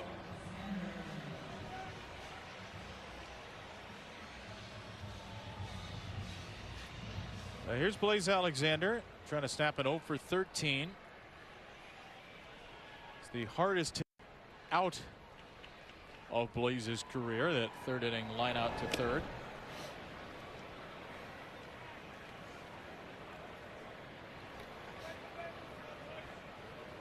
Uh, 10 for 57 on the year, 4 walks, 20 strikeouts. This ball off the end of the bat to right. Abreu will get there. But the Orioles get one back, and Jim, the great week for Samuel Basayo continues. Oh yeah, the big swing, the big fly. One swing, one run. Orioles trail by 2 into the 6th.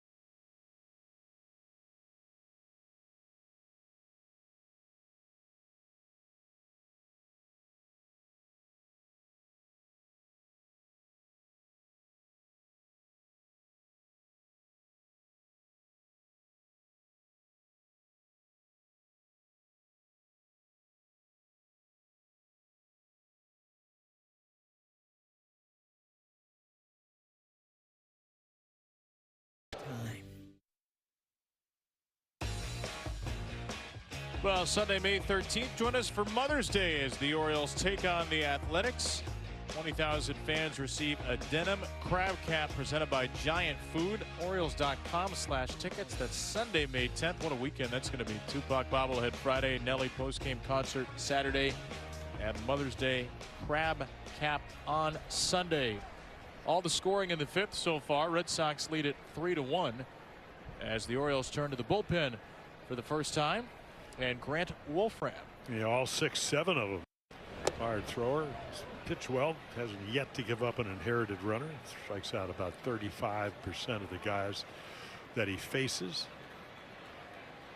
And you can see in the strikeouts per 9 innings, 14.4. The strikeout to walk ratio 16-1, and the one was an intentional walk. So 45 batters faced, only 1 intentional walk, even though he's been in a bunch of 3-ball counts, made big pitches at big times. Facing Wilyer Abreu here, and he's ahead 1-2. Nice little slider right there, 6-7. Great, tilt is. Does it go down? How much does it move horizontally? Does it go down vertically where you get your drop? And that was like the perfect slider. As we mentioned, Abreu really swinging the bat well. And he chops this ball through the left side. Tell you what, that World Baseball Classic, I mean, he was good last year, hit 22 home runs, but only 1 against left-handers. Got a hit yesterday, single the left off lefties, off of Keegan Aiken, and then today, not an easy at bat. 2 homers, 7 RBIs, 4 walks in 7 games in the World Baseball Classic. Led Venezuela to the championship. Beat Team USA. Cedar Rafaela fouls away the first pitch two-seamer.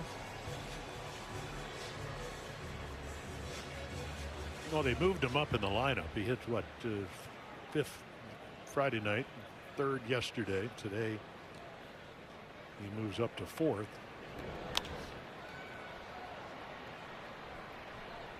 And Chad Tracy in his first Red Sox lineup drops Rafaela back from the top 2 to the 5 spot, partly because they have Roman Anthony back. Certainly a lineup that on paper looks a whole lot better with Roman Anthony in it, and we'll see if the Red Sox get the fabled new manager bump. They certainly have underachieved offensively. It would not be surprising to see the Red Sox start hitting, just because it can't be much worse. Well, they also need to start pitching. You know, they came into this series, as you mentioned, they've scored what, 3.75 runs a game, giving up 4.3. That's how you're 9 and 17. You're not, because you're giving up a lot more than you're scoring. Rafaela to right center field. This is big trouble. Abreu will go to 3rd, and he'll get waved to him. The ball got by Dylan Beavers. That's going to let Rafaela go to 3rd. An outfield mistake gets an extra base. And Rafaela, who tripled yesterday, ends up at 3rd again today. Boston gets the run back. Let's see if they give him an error. The ball is hit to the gap with tremendous speed. You would have thought he was thinking triple anyway. And a long run.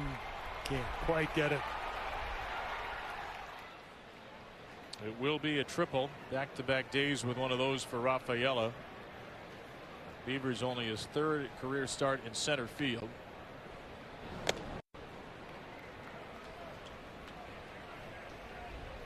Cedar Rafaela was tied for the major league lead with hits after falling behind 0-2 last year. And it's exactly what he did right there. So the Orioles draw the infield in for Marcelo Meyer.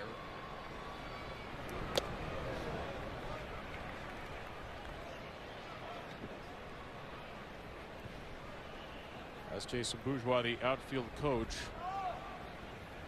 A host of different defensive alignments for him this year. Meyer breaks his back. Ground ball has eyes for left field. Marcelo Meyer with his 2nd RBI of the series. And the Red Sox are 3 for 3 against Wolfram in the inning, and they lead now by 4. Yeah, the reason you're playing the infield in, of course, is because you've only scored 1 run. You got to cut off a run, and an out turns into a base hit. Drew French out for a visit. Actually, Craig Albernez out for a visit, and the visit is very quick. Albernez takes the ball from Grant Wolfram. Faced 3 batters, allowed 3 hits. Here comes Yennier Cano.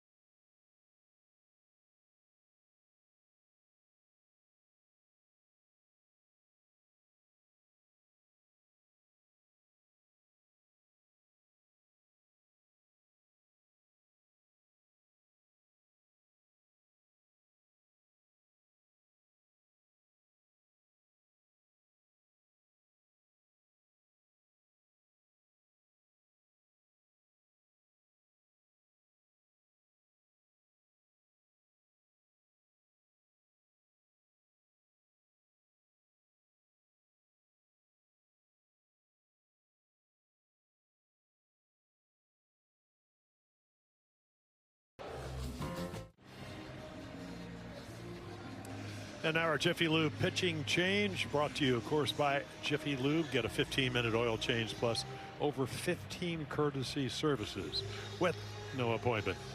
Get more in a jiffy. And Yennier Cano is going to come on, second time in this series. Came in and got one out. So just dominating right-handed batters. They're 1 for 22. And that's 0-45. Lefty's a little bit different. It's 4 for 9. Would love to throw a ground ball, which is what he does so well. Maybe turn on the double play. Caleb Durbin, a right-hander, squares to bunt. 10 pitches, 8 strikes for Grant Wolfram. Faced 3 batters, allowed 3 hits. Abreu and Meyer, 2 lefties with singles. Rafaela, an RBI triple in between. And Durbin takes a high strike with a sinker. Mentioned a 1-out Cano got on Friday. Only threw 3 pitches in that game, and it was an at-bat against Durbin. He got him to ground out to short on a 1-1 pitch. And he throws a strike on a 1-1 pitch here.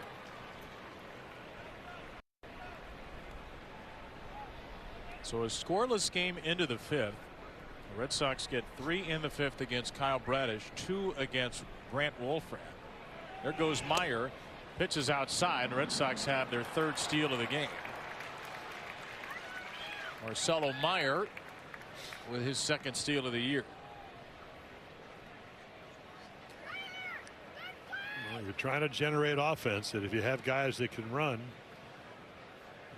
again, just pretty much Cano, they don't steal a lot on him, but you don't usually do it. Ball hits Meyer in the back of the left shoulder.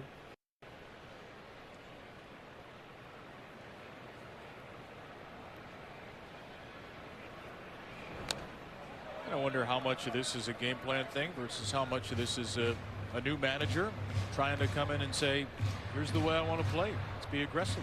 Well, they do. I mean, we've seen the Red Sox a couple of years ago. What was it, Trevino? They ran him out of the ballpark that Sunday night, 9 stolen bases. So they do have guys that can run.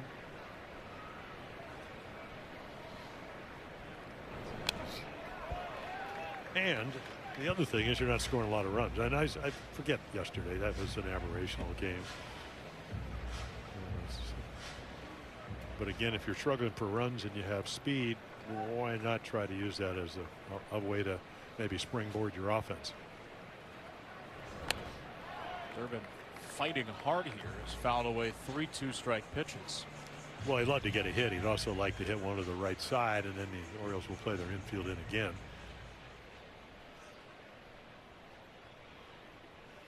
Ground out to the pitcher, an infield single to short for Durbin. 4 for 9, 3 RBIs, 2 walks in the series, a home run and a double.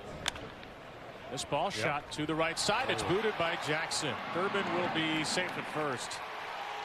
Boy, a routine ground ball seemingly, and then Jeremiah Jackson just moved up too quickly. So 1st and 3rd on the error in this inning, threatening to unravel for Baltimore.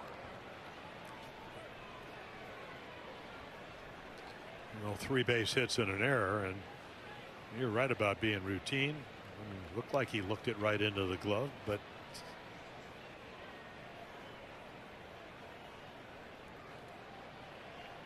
Durbin actually stumbled coming out of the batter's box. Had the foot speed and the wherewithal to get there in time. We'll see if he lingers at first for long. He's already stolen a base. He's got a huge lead. He's going to have an easy steal of second. And it's 2nd and 3rd. well, Season-high 4 steals. if you're going to play your first baseman in, why wouldn't you steal? What do you have, about a 15, 17-foot lead? It's pretty automatic. I mean, take a look. This is a guy that can run a little bit. I mean, didn't even hold him on.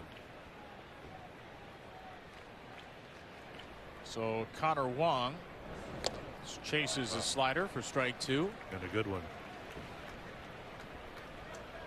Now remember, 1 for 22 righties against Cano.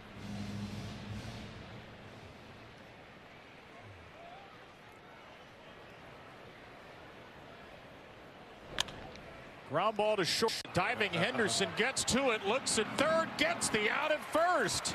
What a play. What a fabulous play.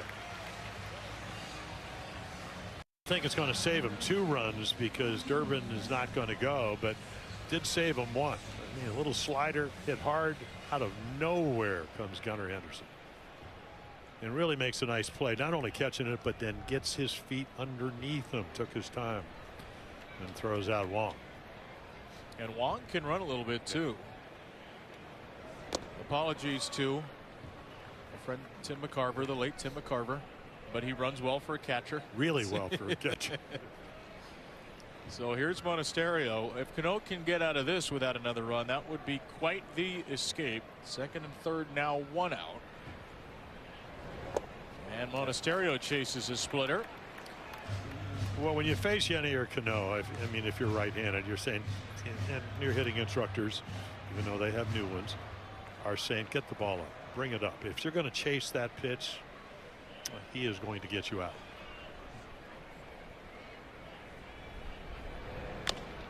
A ground ball fouled away, and it's 1-2. And that's another pitch that he is, we used to be change-ups, now it's a splitter. And it has worked very well against the righties.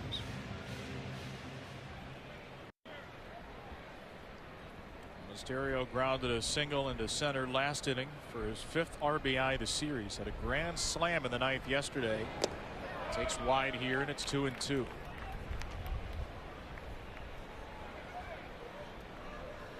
Single by Meyer. Meyer got him to third. Durbin ground ball to second turned into an error. Second and third, 1 away. 2 have scored in the inning. The 2-2. Ground ball back to Cano. He's going to run down Meyer. He's going to run him all the way into the dugout. I'm telling you, for a big guy, he can field, and then terrific instincts right here. I know you practice it. This is what you do in spring training. But what a heads-up play.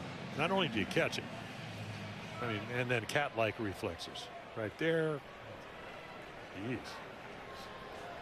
It's like trying to catch an In-N-Out burger. Trying to get away. I mean, I'm telling you. Snare it. Would you say he tagged him out animal style? Yeah. Here comes Drew French. So first and third, 2 outs. Durbin is at third, Monasterio at first. Well, probably the question, you're down 5-1. How do you feel about walking Duran to get to Contreras, who of course has already hit a 2-run home run? But sometimes you got to live on the edge. Anthony Nunez getting loose. Well, it's a valid question because, in part, because Jarren Duran only a few at bats against Cano. Has a couple of hits, has 4 RBIs, 2 for 3 with a single, a double, and 4 ribbies. Well, and lefties are hitting 4 for 9. Now that's probably an aberration number because it's so early in the season.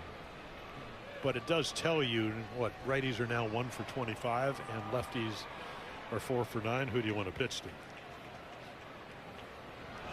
Yeah, I'm kind of surprised. Monasterio's running through, and he's tagged out. Basayo got him. That would have opened up a base to walk Duran, but it doesn't matter because Basayo cuts down the base stealer, and Cano gets out of it with no further damage. Great throw, great tag, I think. And then he goes right off the bag.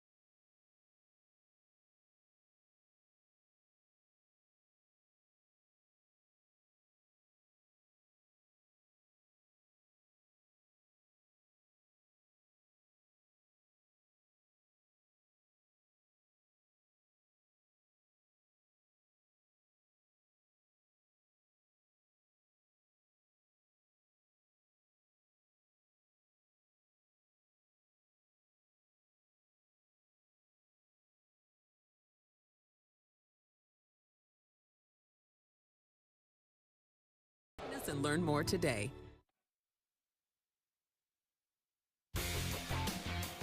Fans can stream MASN Plus on iOS and Android mobile devices, Apple TV, Amazon Fire TV, and Roku. Monthly subscriptions are available for just $19.99 per month. Go to MASNsports.com or scan the QR code to sign up today. An embrace between Yennier Cano and Samuel Basallo after a caught stealing ended the top of the sixth. The Red Sox got two. They lead 5-1. They're in the driver's seat, but they had runners at second and third with nobody out. And Cano, some way, somehow got out of it. A couple of ground outs, a great play by Gunnar Henderson, good play by Cano, and then a caught stealing. And a long inning for Early, so we'll see if that affects him. Of course, he an avalanche of runs for him.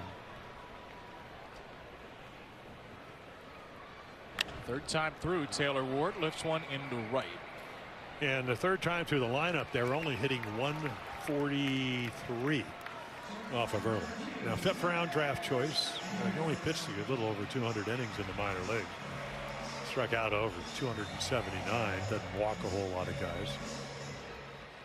Pretty impressive. Yeah, fifth rounder, not a guy that, you know, not a number 1 or 2 or even third rounder. And yet very well regarded at this point. Comes into the season, according to MLB Pipeline, as the Red Sox third highest ranked prospect and the number 50 overall prospect in baseball. Well, everybody was talking about the fact that he pitches. He's got a good sense of pitching, and we've seen it. You know, curveballs and not a lot of change-ups, but most two-seamers, sinkers. Really, the backup slider that he threw to Basallo is pretty much the only mistake he made, and he hit it out of here. 75th pitch of the game. Henderson to deep right field. That ball slugged toward the gap. That ball will fly out of here. Gunnar Henderson follows Samuel Basallo with the Orioles' second left-on-left home run of the game. Henderson lashes his ninth. And the O's get another run back. It's 5-2. Well, they tried to hook him, and he got hooked. Nice crisp line drive. It just sails out of here.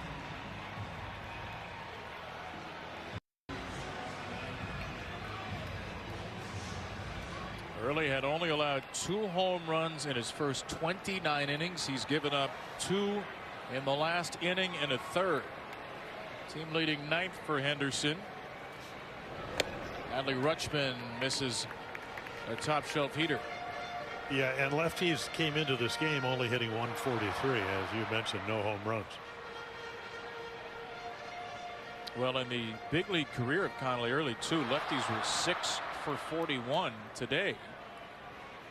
The lefties have 3 of the 4 hits. And Adley with a sky-high pop will be retired eventually by Abreu. Back to the swing from Gunnar. Yep, well, there's your curveball in the middle, and it's out of here. It did not get very high. Mr. Splash has softened the setting on a 53-degree day. So 5-2. Couple of solo shots against Early, who has never thrown a major league pitch in the 7th inning. Still has a low pitch count here in the 6th. And they will get somebody up. Kelly getting loose. Alonso 0 for 2.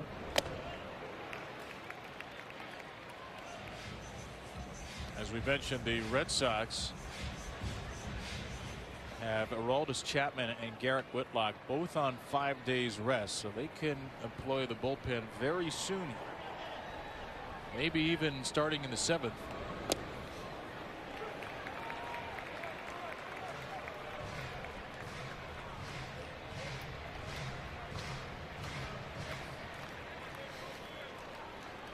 And was on the verge of becoming the all-time leader in strikeouts by a relief pitcher.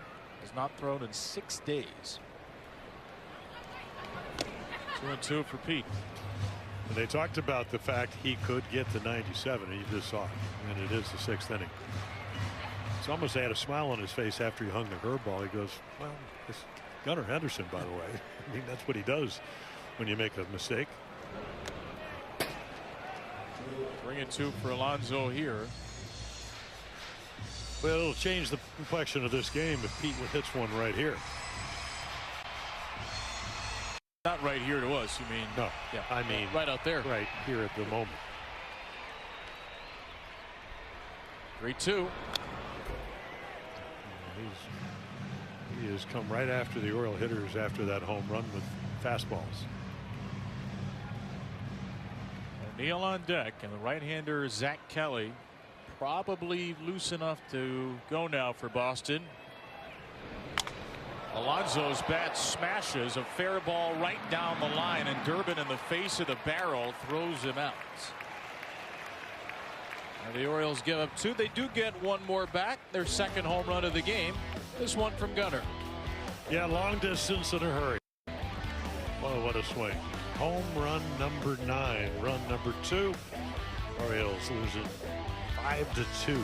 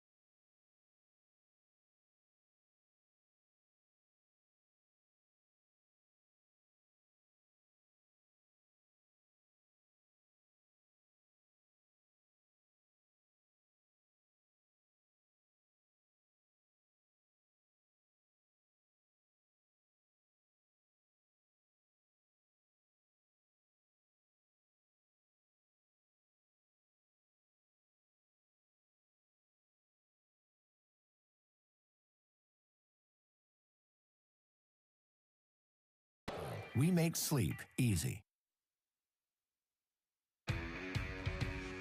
Lock in your block of seats or a hospitality package today and save big at Oriole Park with group seating, offering a wide variety of seating and pricing options to fit any group's needs. Visit Orioles.com/groups to learn more. Another day, another Gunnar home run. All right, well, I hope there's a back end to that. Turn it over. 28, that's it.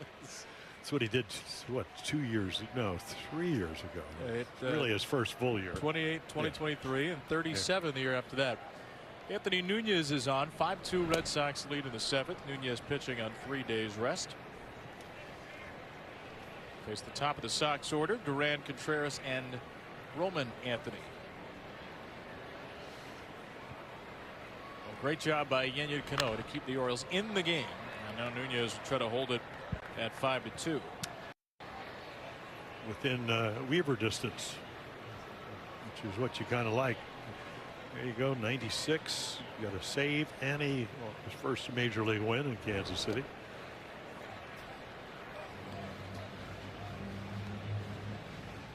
So Cano an inning and all zeros after that. 17 pitches, 12 strikes. Ended up in a 2nd and 3rd nobody out situation because of an error, and then got 2 outs on the ground and a caught stealing. Caught stealing was with Duran at the plate. There is Jaron and Anthony separated by 1 pole in the light tower.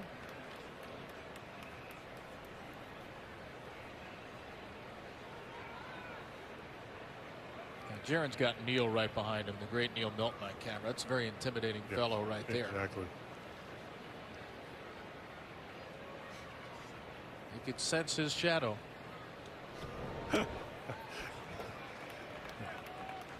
Well said. One of the great things about early in the year, we were talking about Greg flying the drone early, which we have this weekend. It's just so great to have our wonderful camera crew back this year, and all the folks here at Masson. Wonderful to be reunited with them. Home game number 15 as Durant takes ball 4. 5th walk for the Red Sox today. Unfortunately for them, they have to put up with us. You can't have everything, though, Kevin, as you know. That's right. Well, maybe you don't know, but I do. I know because I've listened to you. Contreras with a big swing of this game. A 2-run home run in the 5th made it 3-0. He shows bunt. Well, how about the Chad Tracy era? Wilson Contreras trying to bunt.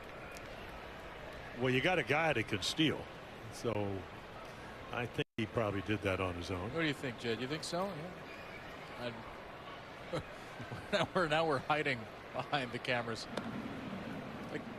Well, they're well rested now. You know, Katie Griggs was nice enough to get him some chairs in the hallway and all that. So yeah, they're a happy group. Eddie was hiding. Steve, I think that's Dano. He can't see his face. Everybody's incognito. All the camera operators look like bank robbers today. It is 53. Big swing at a fastball there. It's 0-2.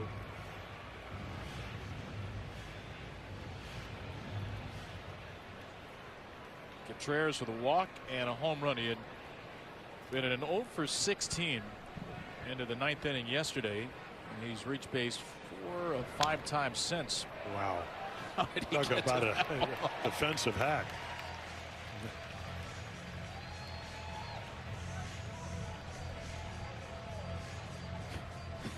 Thanks, Dan. Dan is wearing an invisibility cloak out on that camera.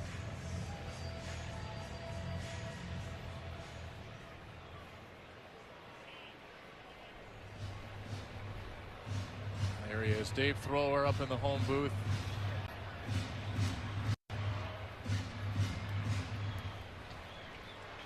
People are saying it's never been this strong in the home TV booth. The Dave Thrower era. They're calling it one of the great eras of Camera 2 in Orioles history. Got him. Yeah. Contreras has already lost one challenge today. Pitch is called a strike. Batter's challenging. Well, you don't want to get struck out, and he probably thinks that the curveball went around the plate. Oh, man. Yeah. Pitch is a strike. That's going to be a fine at Kangaroo Court. He's lost both challenges. This pitch was about as close to the middle of the plate as it was to being out of the zone. So the Sox are done. But he did hit a 2-run home run. That's a good point. Yeah. Maybe he gets the money. He'll get a little leeway.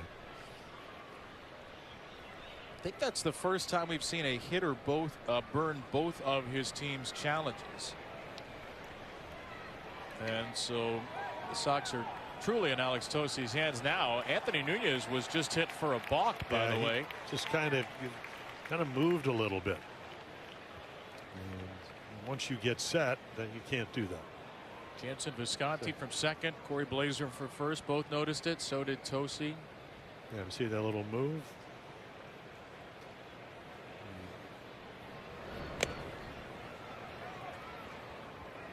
Well, Anthony Nunez has had a lot of firsts this year. His first big league game, first big league strikeout, first win, first save. And a moment he'll soon forget, his first career balk. 2-0 now to Roman Anthony. First balk of the Orioles season, in fact.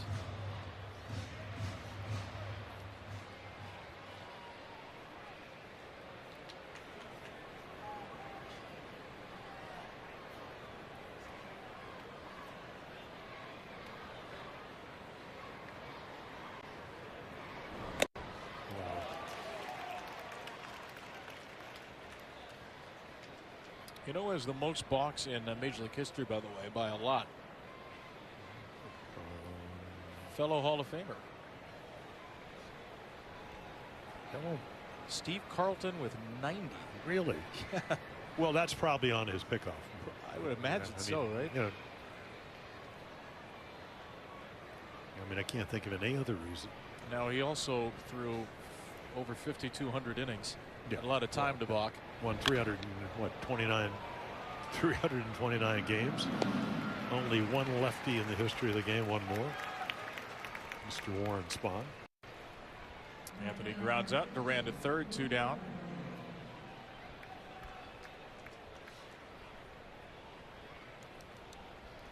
Do you know how many balks you had in your career? I know I had one with Dave Phillips umpiring and Campaneris on third base, and I didn't balk, but he called it, and I couldn't do it. That's the last time I ever took a windup with a runner at third. Always went to the stretch. Yep. Boy, you can't challenge it. I just stepped off the mound and didn't throw over there. I just took, and he called balk, and I let Earl argue, and he went on for there. How many balks did I have? Only 11. Oh, really? Yeah. Right side, Jackson robs Abreu of a run-scoring hit. Well, that'll save the ERA, and it'll save the scoreboard.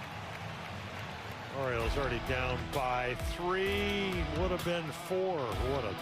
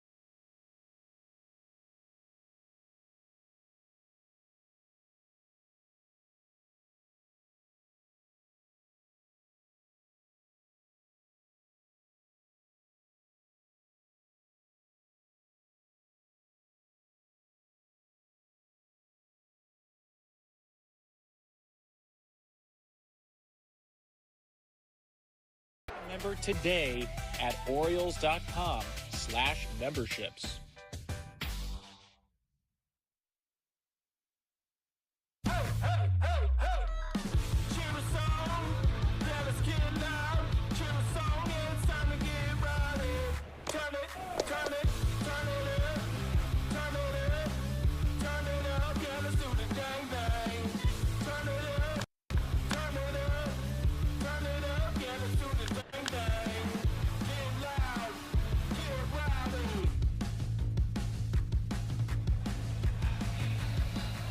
Two big swings from Samuel Basallo and Gunnar Henderson. The Orioles down 5-2 in this rubber game with the Red Sox. An enthusiastic, youthful crowd during the 7th inning stretch. Thousands of kids here for a Little League pregame parade. They're sticking around hoping for an Orioles rally. Kevin Brown, Jim Palmer with Melanie Newman, our Masson crew. Yeah, and Connolly early is going to, you mentioned, he's never gotten an out in the 7th inning. Did go 6 innings against the Twins when they won. Of course, he left when it was 9-1, got him a lot of runs. So let's see how he does in the 7th. First major league pitch he ever throws in the 7th inning is wide to Tyler O'Neill. Only has allowed 2 runs on just 4 hits. O'Neill lofts one to left and out of play. And they do have action once again in their bullpen. Still Zach Kelly. You got O'Neill, Basallo, and then Jackson. Lefty righty. Of course, lefty Basallo's singled and homered. Enrico Garcia warming for the Orioles. Early has been behind most of the hitters in the game, and yet he's only walked one despite 14 out of 23 first pitch balls. O'Neill jacks one out of play the other way, and it's 2-2. Well, he certainly hasn't lost any velocity at the 97, the hardest pitch he's thrown last inning, and that one was 95.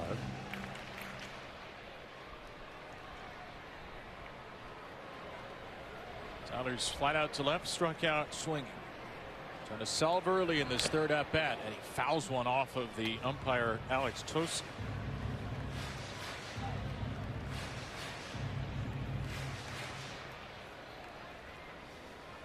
Alex appears to be okay. And Early has a new baseball for his 90th pitch of the game, and the 6th coming to O'Neill. Outside with a curveball. Well, they ought to get a fastball to hit here.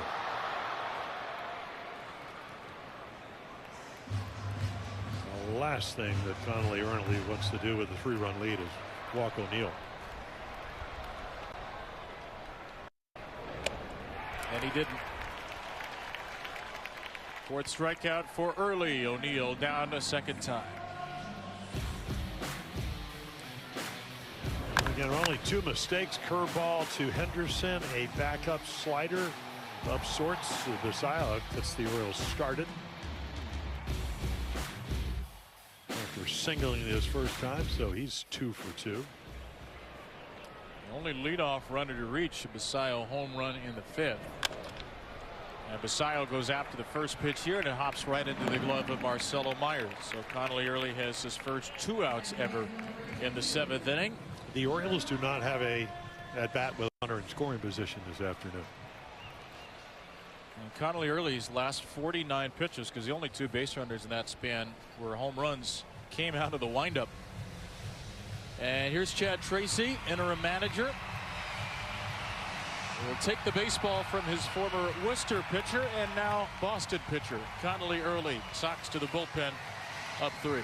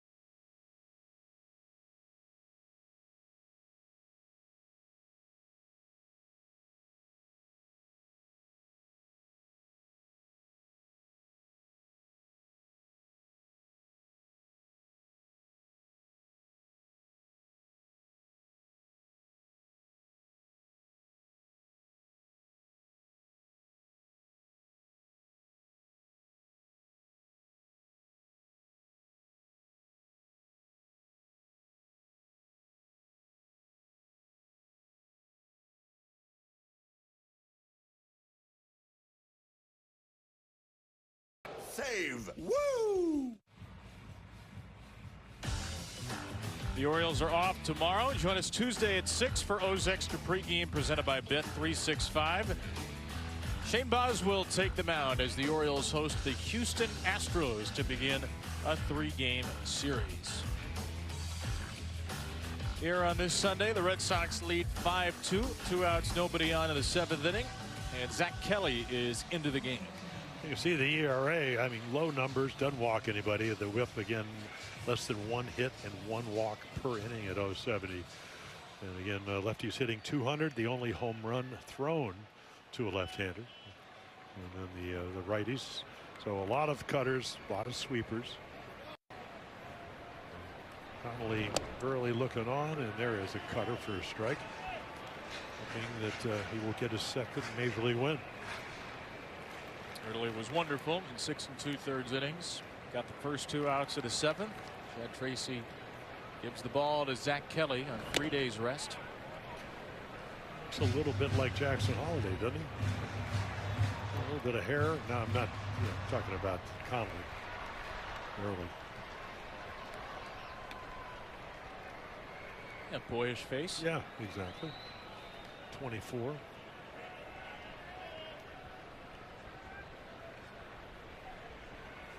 Jeremiah 0 for 2 against him. Double play and a strikeout.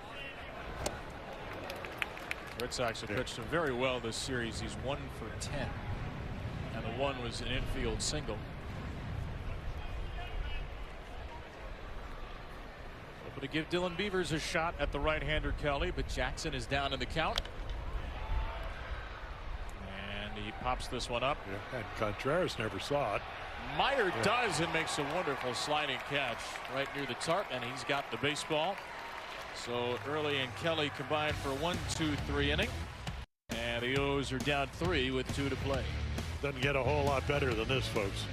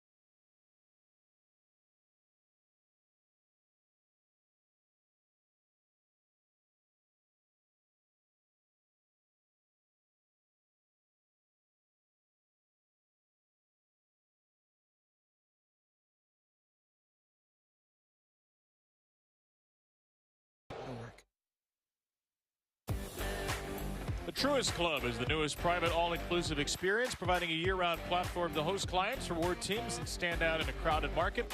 No planning, no logistics, no stress. Just show up. Offering prime home plate views, combining the atmosphere of Camden Yards with a premier game day environment. Learn more at Orioles.com/Truist Club. Rico Garcia takes over in the Oriole 8th on 4 days rest. Trying to keep the lead at 5-2 for Boston. Well, how about those numbers? Gave up his first run in game 12, a home run by Massey in Kansas City. 11 scoreless innings to start the year. Great stuff. I mean, throws in the mid-90s. What they ask him today, and there's a little slider that's a little bit high. They ask him what's your hardest pitch you ever threw. 98.6.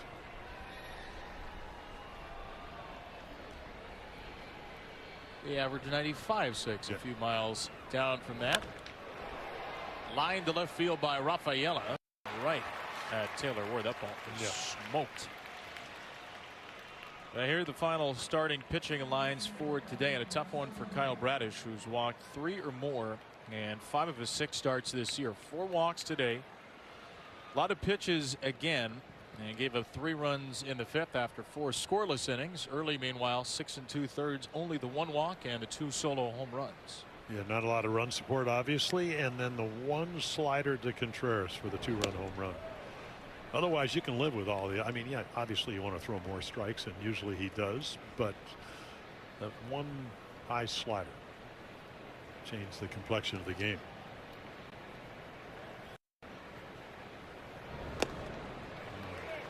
stands out to you other than the lack of first pitch strikes we've talked about and being in the zone for Kyle Bradish early in the year? Well, there's Whitloff. He's going to come in. I mean, he's been lights out.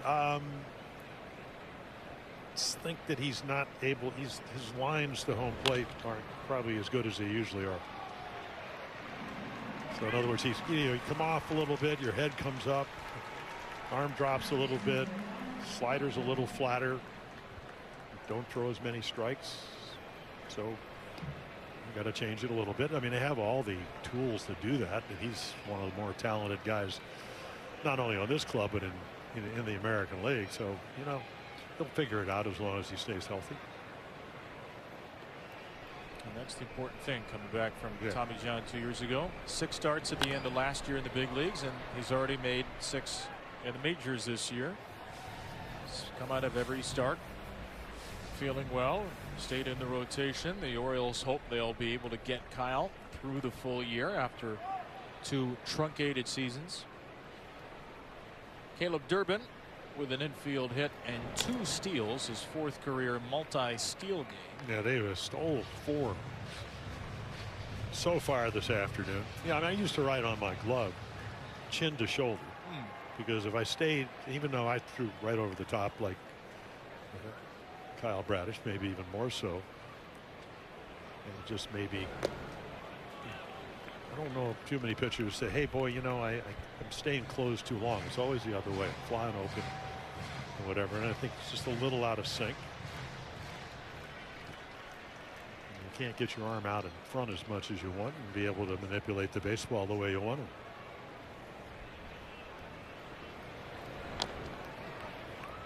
Durbin swats away a 1-2.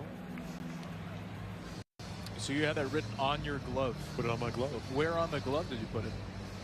Where the hitters could see it. No. Just on the thumb. Chin to shoulder. Simple but effective, clearly.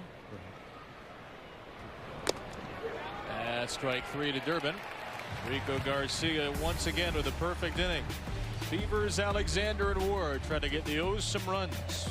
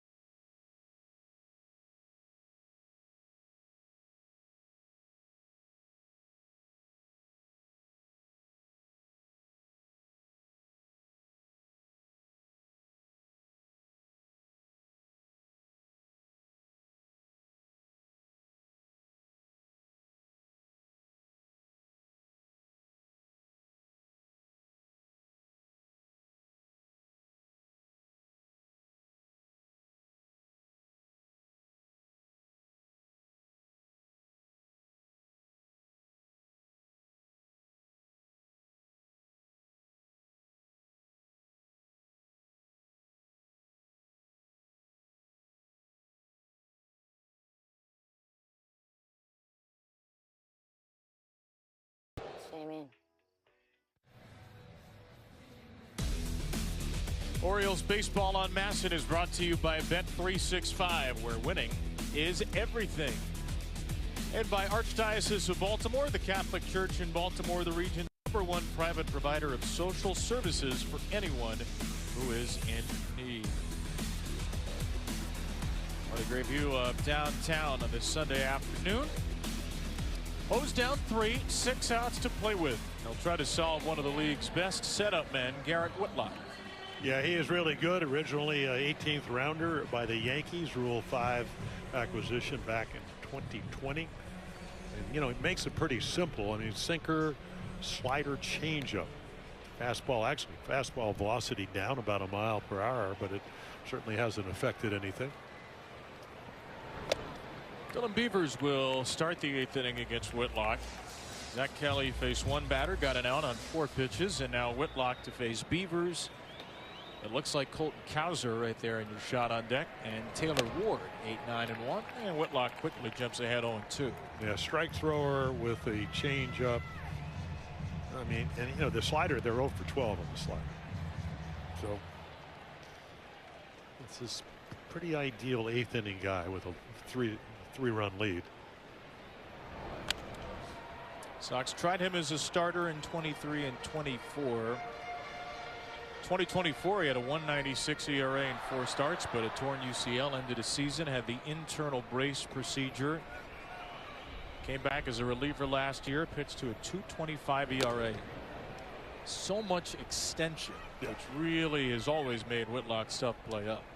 Well, when you strike out, what, 91 and 72 innings, only give up 54 hits, you're having a pretty good year. 2 home runs, too. 62 games, only 2 home runs. Rivers pops a 1-2 out of play. Major league debut for Garrett Whitlock was against the Orioles in 2021. April 4th of that year, 3 1/3 scoreless, struck out 5, and it's been pretty much up from there ever since.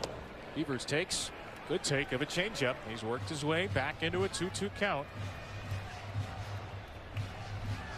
Dillon, who's really hit the Red Sox well in his career, will try to reach base to start the 8th, and he fouls away another one.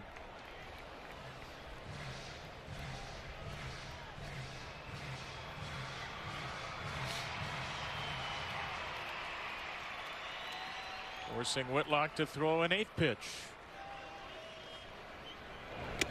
Up and in.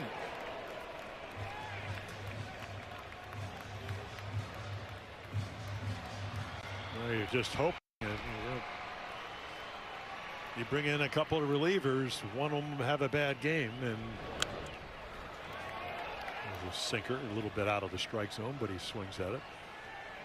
And Wolfram was the guy today that just gave up 3 consecutive hits, and you know it kind of happens. Andrew Kittredge getting loose.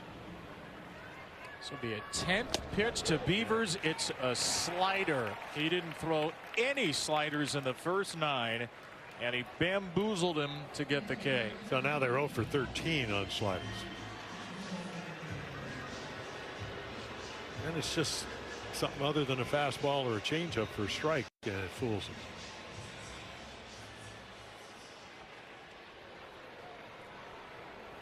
Here's Colton Cowser, a pinch hitter for Blaze. Cowser rips one out of play. So Blaze Alexander 0 for 2. Garrett Whitlock, not a comfortable matchup for a lot of hitters, but there's maybe a little bit of a warm feeling for Colton Cowser. He's the pitcher that Cowser took deep for his first career home run 2 years ago. And this ball's pulled just foul. It was April 11th, 2024. Here it was. First 2 home runs of Colton's career came in the same game this day. Oh, a little left field shot. James McCann liked it. Cowser toward the middle, backhanded by Meyer, and Meyer's throw is wide. So the Orioles get a 1-out base runner. Cowser puts an 0-2 changeup in play and hustles it out to reach first. Well, he can run. Even routine balls, he hustles, always has. So Contreras tries to tag him, not even close. Certainly not an easy play for the second baseman. And it's adjudicated to be a hit. So the tying run on deck. And a strike to Taylor Ward.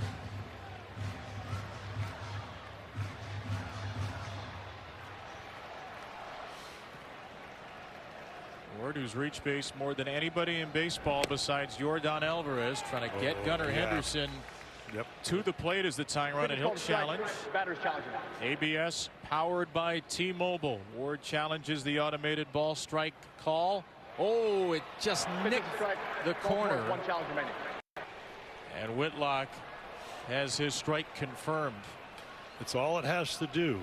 It's kind of what we were taught. Edge of the ball on the plate. So Ward now in full fight mode, knocks away an 0-2.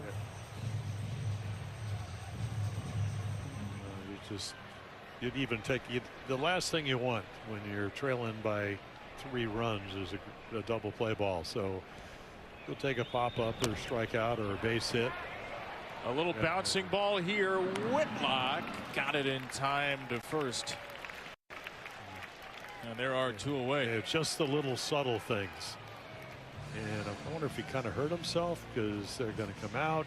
Nope, maybe not. He tried to wave off Andrew Bailey, who did survive the six-coach firing. He caught it and he paused just enough because he wanted to get his balance, and then so just right there, little crow hop, and then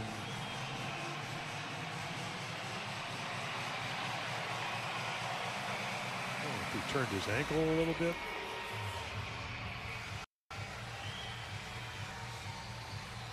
Whitlock trying to get one more out on this very strange day for the Red Sox, who win 17-1 yesterday, then see their manager Alex Cora get fired along with 5 coaches plus Jason Varitek reassigned, and we'll see if he stays in the org. Whitlock was one of the few players who spoke to reporters before today's game, and he said Craig Breslow and Chad Tracy talked. This ball lined into left by Henderson. That's a base hit. Duran will come up throwing. It's cut off. And Gunnar just sneaks back into first. His second RBI of the game, and the Orioles get within 5-3. I'll tell you, that was going to be bang bang. Thank you, Caleb Verdurm. Great at bat by Gunnar Henderson, already homered. This time it goes the other way. It's the way you have to hit Whitlock. He's that good. And Duran makes a strong throw. And Gunnar just gets back. So here is Adley Rutschman as the tying run. Adley with 2 home runs from the left side on Friday. First pitch swinging, he pops it up. A big swing, but a routine play for Rafaela. The Orioles do draw within 2. But they will trail going into the ninth.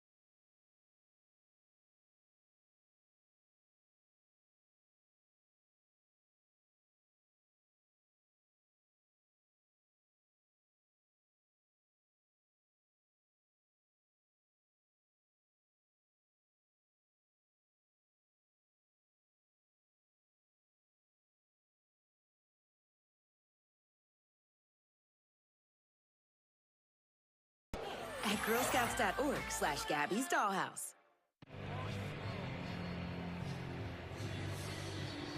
Home run and an RBI single for Gunnar Henderson. He's 2 for 4. He's driven in the last 2. The Orioles down 2 though into the 9th inning, and Andrew Kittredge makes his second appearance of the season. Yep, Friday night an inning. So again, and it's good to see him back. A lot of strikes. Fastball, slider. Knows how to pitch, knows how to get hitters out. Kobe Mayo in the game at third after Colton Cowser pinch hit for Blaze Alexander. And Kittredge will face 8, 9, and 1. Wong, Monasterio, and Duran. Red Sox leading 5-3. They get 3 in the 5th, 2 in the 6th. The Orioles scored single runs in the 5th, 6th, and 8th. And they're going to have to face Aroldis Chapman in the 9th inning. The dominant Boston closer. Kittredge will hope to keep the score at 2, and Connor Wong cannot challenge. Yeah, thought about it. And there's the big guy, Aroldis Chapman. How many days off? 5, 6 days? 6 days, yeah. Well, you're 5 days rest. Hoping he needs a little time to tune back up. Yeah, exactly. He's a little wild, a little erratic. Of course, Kittredge needs to have a scoreless inning for that, of course, to be an important factor. Rico Garcia had a perfect 8th with a strikeout. The last 3 Oriole pitchers have thrown perfect innings, or hitless, walkless innings anyway. Ground ball to short. Wong is retired. Grant Wolfram gave up 3 hits to 3 batters and 2 runs. Cano scoreless 6. Nunez did walk a batter, but a scoreless 7th. Garcia with a perfect 8th. This Oriole bullpen now 12th in bullpen ERA. Hard to overcome the 10-run 9th inning yesterday, though 4 of those were against a position player, Weston Wilson. But still a very strong group that's only gotten stronger this week with the returns of Kittredge and Aiken. They ought to come up with something that runs given up by a position player doesn't count. I mean, seriously, it's not a real number unless you're Chris Davis and you could pitch. Bullpen ERA minus position players unless you're Chris Davis. Yes.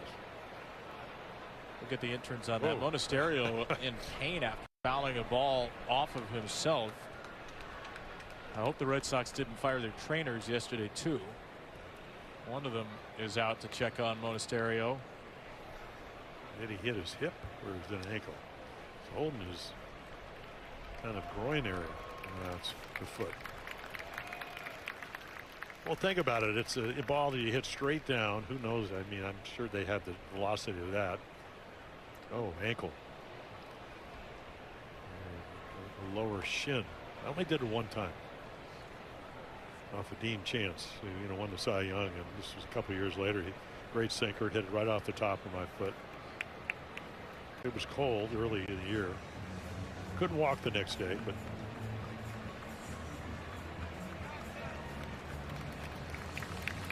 Monasterio's having a little trouble moving around right now. And hitters aren't like umpires. They don't have the protections over their shoes.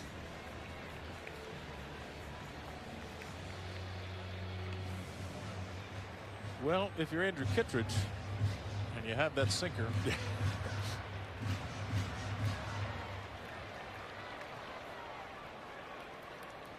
Will there be a little gamesmanship?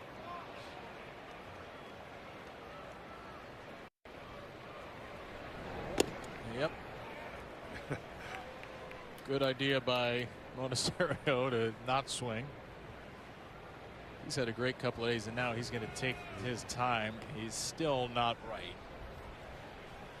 In the game today, Trevor Story gets the day off. Yeah, they don't get an off day like the Orioles do tomorrow. They go up to Toronto to play, and then they do have an off day on Thursday.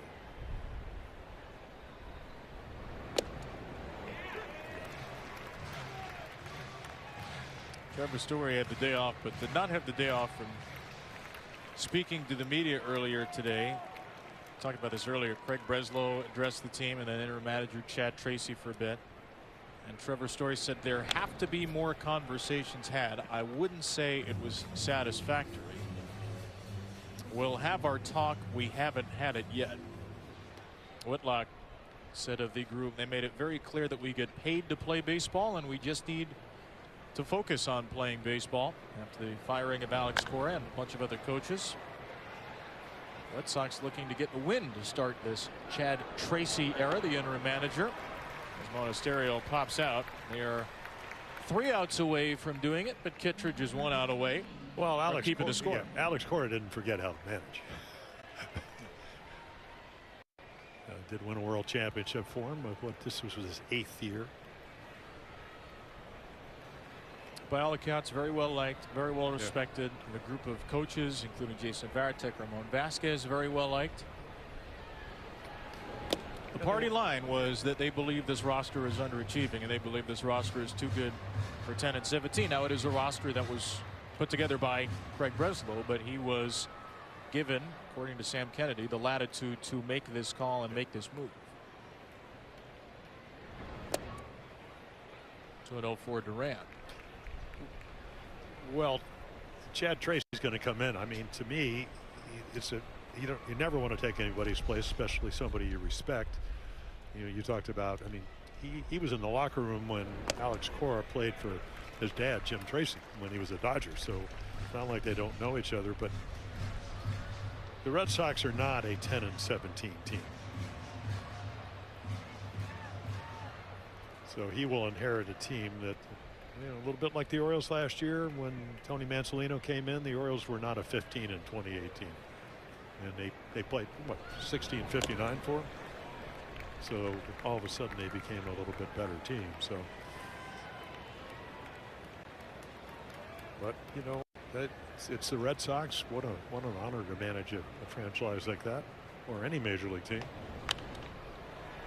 The second time in Major League history that a team has made the playoffs and then the following April fired the manager that took them there. The Yankees in 1981 with Bob Lemon, the only other team to do it. Probably could have guessed it would be the Yankees somewhere in the Steinbrenner years. And they ended up going to the World Series that year, losing to the Dodgers. Strike three. Kittredge looks really strong.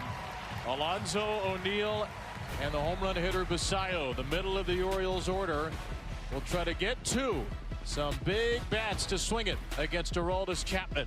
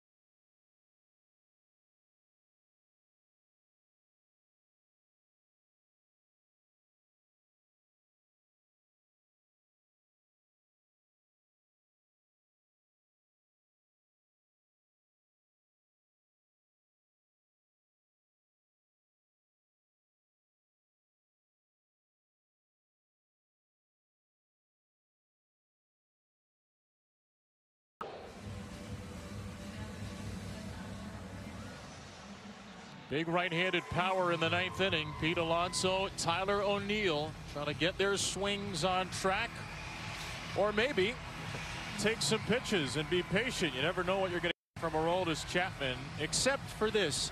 You're going to get heat. Yeah, well, you know, obviously, if you go back and look at Baseball Savant, you go back most of the years 100. Well, it's dropped down to 98 on the sinker, 97 on the four-seamer. He does use his changeup and his slider a lot more. It kind of came up with a split change. So a pretty good year. 32 saves last year, 28 hits and 61 in a third innings. And only walked 15. So 5-6 days off. First pitch swinging. Pete Alonso to deep left field, not deep enough. 0 for 4 for Pete, who got just under it. Yeah, one pitch, one out. Of course, that's what the Red Sox are looking for. The Orioles just with O'Neill coming to the plate, get a guy on. You never know what might happen.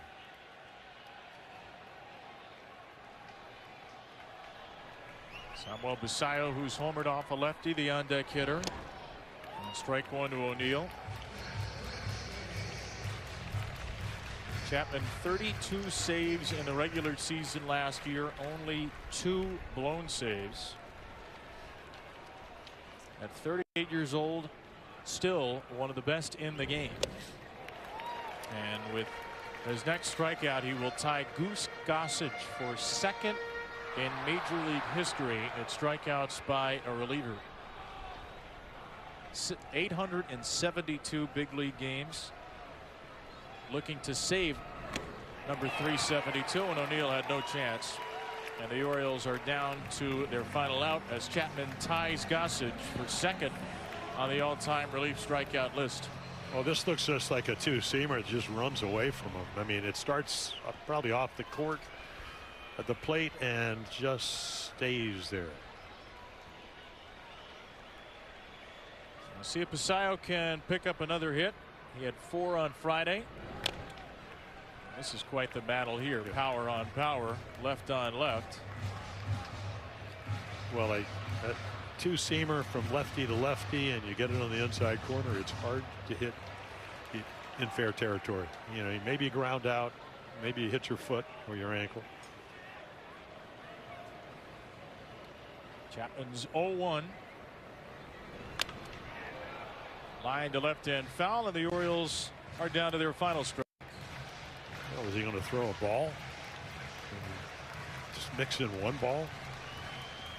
Just for fun? Yep.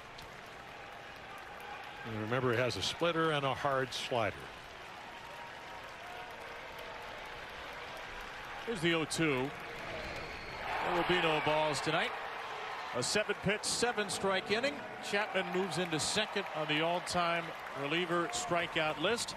And the Red Sox, under interim manager Chad Tracy and with a gutted staff, beat the Orioles 5-3 in this rubber game.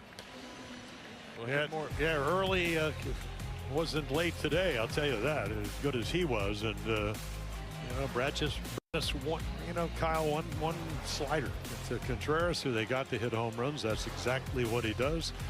So the Orioles unable to win the series in the rubber match. They're now what, 3-2 in rubber matches this year, and dropped to 2 under 500 as the Orioles blow the Red Sox out in the first game, get blown out in the second, and lose in the third. We'll hear more from Melvin Newman and Jim coming up next on O's Extra.